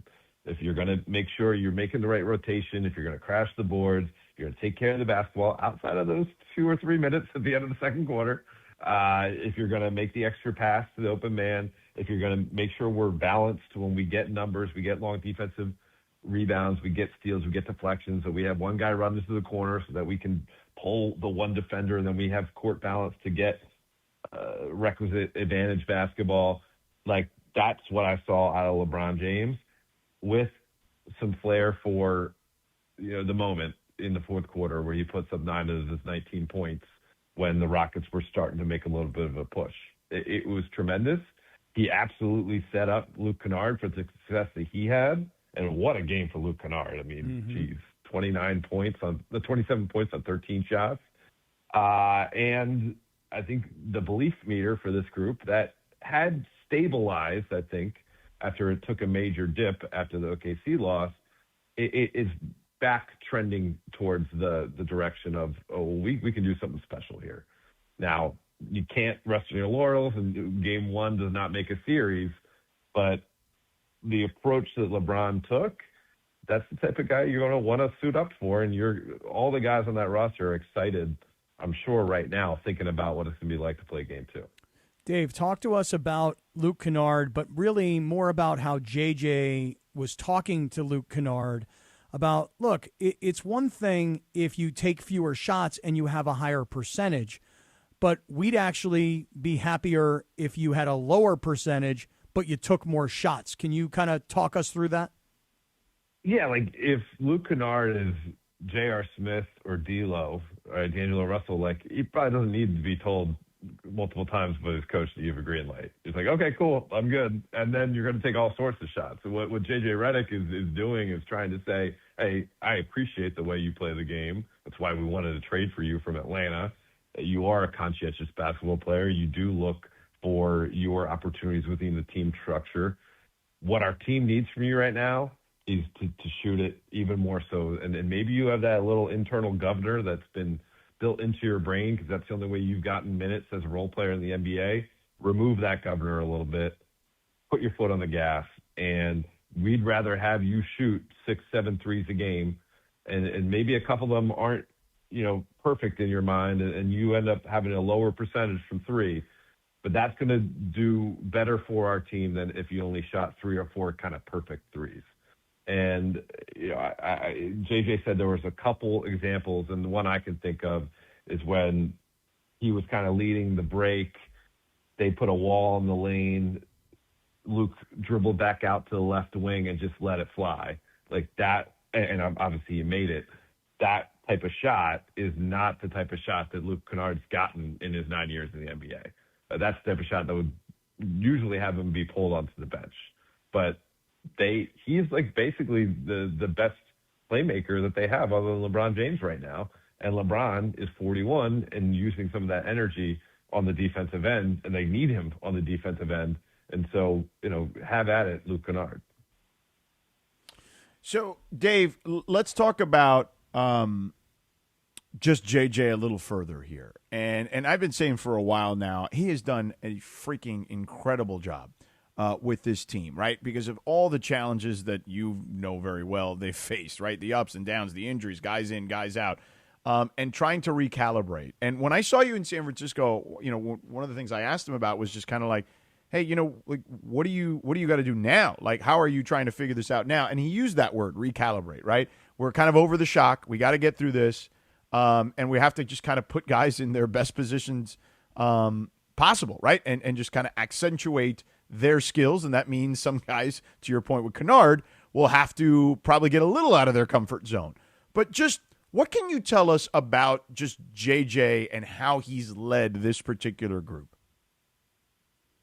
What I'll give him credit for is one, he'll have some moments where it's not his best, and he'll have the accountability both to us as reporters and in the media and to his team saying, you know what, like I got to be better there. And that's kind of rare in today's NBA. I mean, most of the coaches I've been around don't go about it that way. So we give him credit there. Also give him credit for over the course of a long season, he's going to make some decisions that are right for the group at the time. There was a time when Jared Vanderbilt wasn't getting playing time. He can even have a run-in like he did with Jared Vanderbilt in the OKC game, the one at home. Mm-hmm. But guess what? It's not like he's going to hold it against him and he's buried at the end of the bench for the rest of the year. Jared Vanderbilt getting big first half minutes in game one. Hit a three, had some plays on the defensive end that led to some transition opportunities. Like, it's not a personal vendetta. It is, what can I do to try to serve the team? What buttons can I push today to try to serve the team? And I think when you take that into account, he's done a wonderful job because this team has not had the most luck with injuries. Obviously, look at their starting backcourt is right now on the bench as we're in the playoffs. But beyond that, throughout the regular season, LeBron started with sciatica. There was obviously times where both Austin and Luka were out. There was a bunch of time where they were missing Marcus Smart towards the end of the season, when it was a very important time to try to get back up, head above water. He found a way to get there. I think his kind of constant commitment and not letting go of the rope has helped this team. And when we were asking him through the midseason doldrums, like, what's going on? Like, you guys are 10 games above 500, but you have a negative point differential. And he just kept telling us, like, I know we're going to figure it out. I know we're going to figure it out. We've got to keep at it. I think that's, like, kind of what the job is. It's you can't get too high in November, can't get too low in April. It's what can you do every day to be playing basketball that matters into May and June. Dave, George and I have kind of an ongoing dialogue about DeAndre Ayton. I'm an ultimate optimist. George is more of a realist. So I just kind of believe I just want to believe so desperately in this kid. And he obviously put up a great performance in game 1, 19 points. He was 8 for 10 from the field. So my question to you is, can we get that DeAndre Ayton night in and night out, given the positive vibrations you talked about earlier with LeBron kind of being, back into this leadership role? I think that comes mostly up to DeAndre because he's going to be given the opportunity. It's not like at any point this year he got buried by J.J. Redick and the coaching staff. His minutes have stayed consistent. What are you going to do with those minutes? And to me, the player that we've seen over the majority of the second half of the season has been a very effective player. I think he has upticked a little bit since Luka and Austin went out, but at the same time, like, he was getting his number called in some of those games early on, particularly the Dallas game. Wasn't doing a ton with it, and so it's not the easiest task for him whatsoever. I understand that, but he needs to crash the boards, set hard screens. And by the way, his screens numbers, the analytics say he's done a tremendous job of that all year, and he deserves a lot of credit for that. But continue to do so. And if you do that enough, you're going to get that pass from LeBron in the short roll, and please take that eight-footer. And we're going to need that out of you too. But it can't be you're going to get the 8-footer to set up everything else. And I think he recognizes that. And he's going to need to continue to do that if the Lakers want to have hope to not only kind of stem the tide here while they wait for hopefully those guys to come back, but then if they do get through this Houston team, I mean, you have the defending champs probably waiting for you. I don't think Phoenix is going to beat them. You're going to continue to need a ton out of DeAndre Ayton. Well, we'll see. I mean, again, optimist versus realist, George. That's what it comes down to. But Dave nailed it. It's up to him. And that's what look, my biggest issue with him, and again, I don't want to belabor this anymore, but like, it's like you're a grown man, dude. You're 27 years old. You don't need to be coddled. You shouldn't even need to be motivated. You're a paid professional at 27 years old. You're not a young guy anymore. You went from being $37 million player to an $8 million player. Like, if that stuff doesn't and you have a chance to play with LeBron James and, in theory, Luka Doncic and Austin Reeves on the Lakers. If that doesn't motivate you to play hard every night, I don't know what the hell will. Dave, feedback, thoughts? We see the results. No, I'm just saying we see the results when he does it. And guess what? Like, there are a bunch of people in that locker room that are ready to pat him on the back when he does well. Like, it's not like they are rooting against the guy. Sometimes he needs to get out of his own way. Yeah, absolutely. What do you think about Jackson Hayes, by the way, when you say they need him? I mean, Jackson Hayes only played 13 minutes the other night, scored 4 points, not really much in terms of, stat production, but you feel like, he's a guy that he can make a contribution as well. What do you think about Jackson Hayes in this series? Yeah, absolutely. He's got to be able to stay out of foul trouble. Obviously, if DeAndre Ayton is doing his job, he won't have as big of a role because there'll be more minutes for DeAndre. But Jackson is a guy because, I know Steven Adams is out for Houston, but Houston has a guy named Clint Capella. DeAndre Ayton fans will ring a bell a little bit there. But they got a capable big coming off the bench. You better have another capable big that you can put in there when DeAndre is out on the court. And so Jackson's going to have a role here. As I mentioned, Vando's going to have a role here. Jake LaRavia, again, let's hope his three-point shot can fall a little bit more consistently because that shot is going to be there. But he has been doing all the other things right. But, yeah, the bench is going to have to be there too because they did get all 5 starters in double figures. They shot 60% as a team, which is incredible for their offensive production in game 1. 29 assists, I think, on 30 some odd baskets. The bench didn't bring a ton of scoring, and Jackson's a guy who can get you 10 points off of offensive rebounds and lobs. Dave, a couple things before we let you go, and thank you for the time. Just anything that has stood out to you thus far through the first couple of days of the playoffs? Well, I mean, look, Denver, we know because they have Jokic and they have championship pedigree with some of that core that you have to always respect them. But Minnesota took it to them in game 2. Mm-hmm. Minnesota's going back to the crib for games 3 and 4. They are the team that knocked Denver off from their chance to be a repeat champion back in 2024, winning the game 7, coming back from 15 points on Denver's home court. Like, Minnesota's going for the jugular. I don't know if you guys saw the Jaden McDaniels quote post-game where he said he went through the whole roster and said they have no good defenders. I mean, he's pouring gas on the fire and not afraid of it. So that, to me, is really interesting. And then, obviously, I think the Lakers, there was some disappointment they didn't end up in the 3 seed.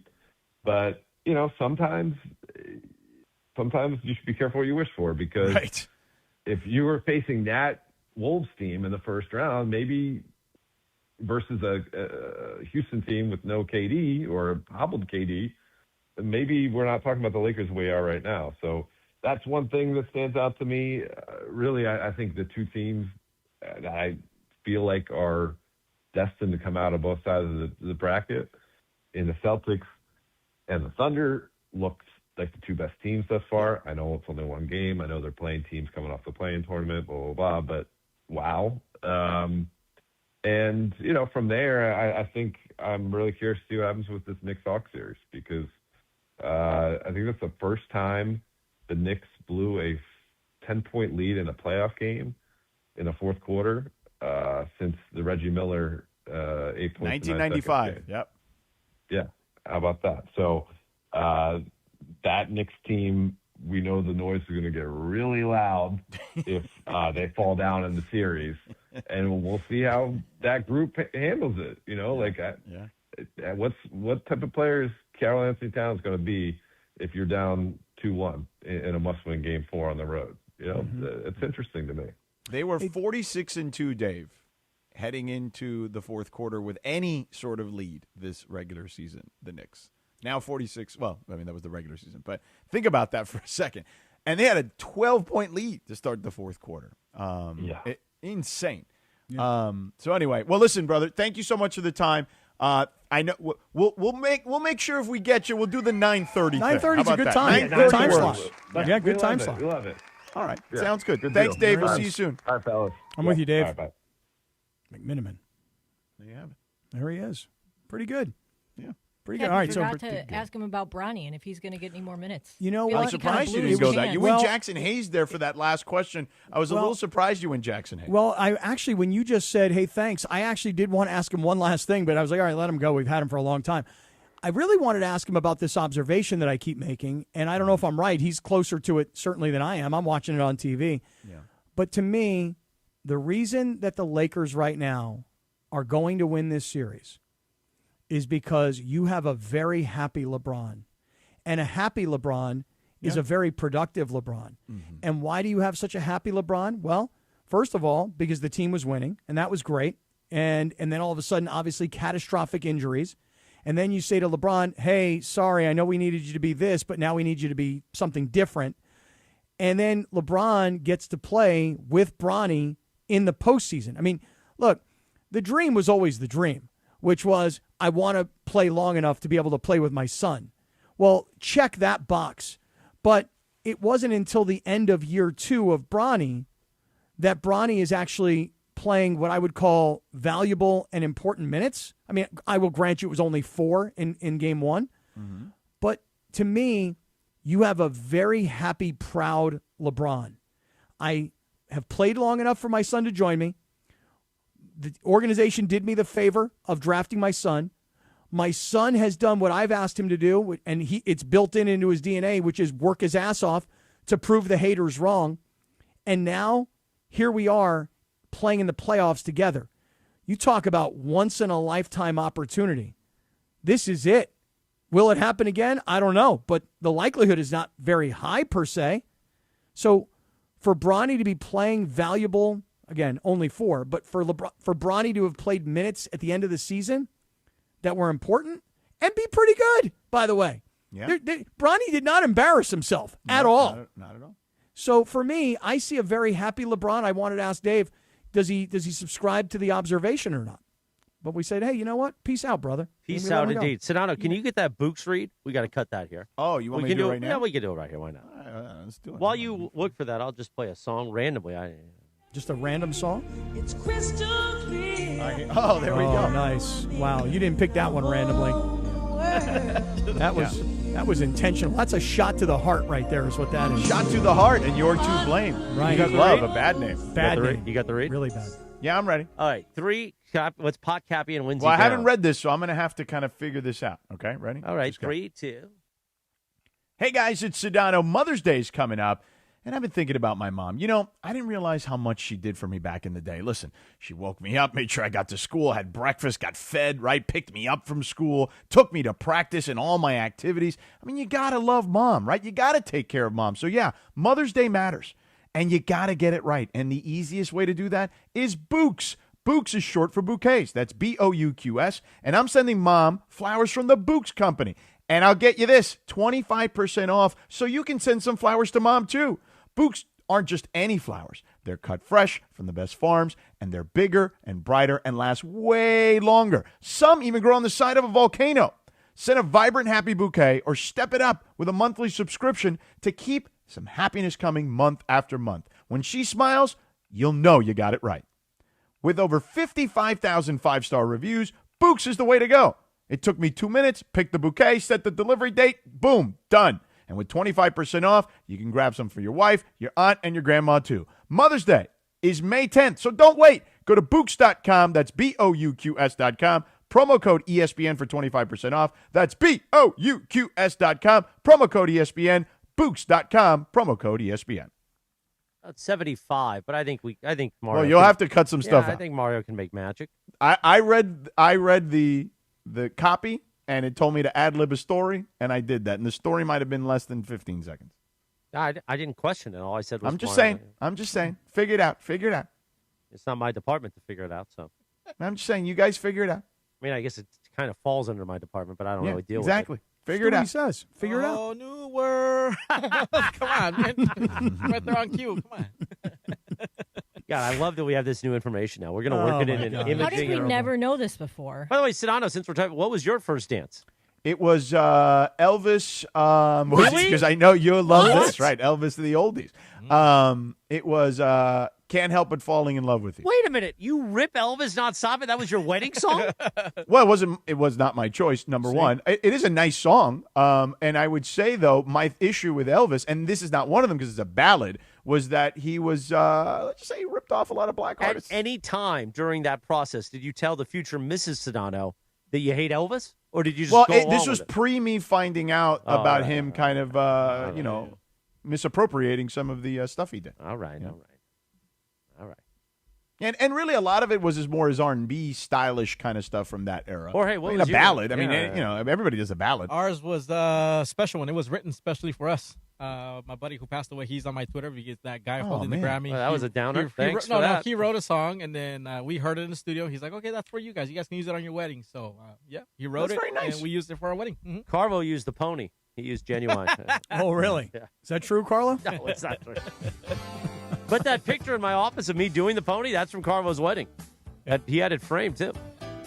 All right, everybody, that's going to do it for a Tuesday. We'll see you tomorrow for a windy Wednesday. So do we know what time Legs is good for, Shinano? I told him about 8 o'clock. All right, so we got Legs tomorrow at 8 o'clock. We got windy in here. It's going to be an extravaganza. And right after a Laker game. Yeah, we'll be reacting to Lakers-Rockets Game 2, plus the Kings.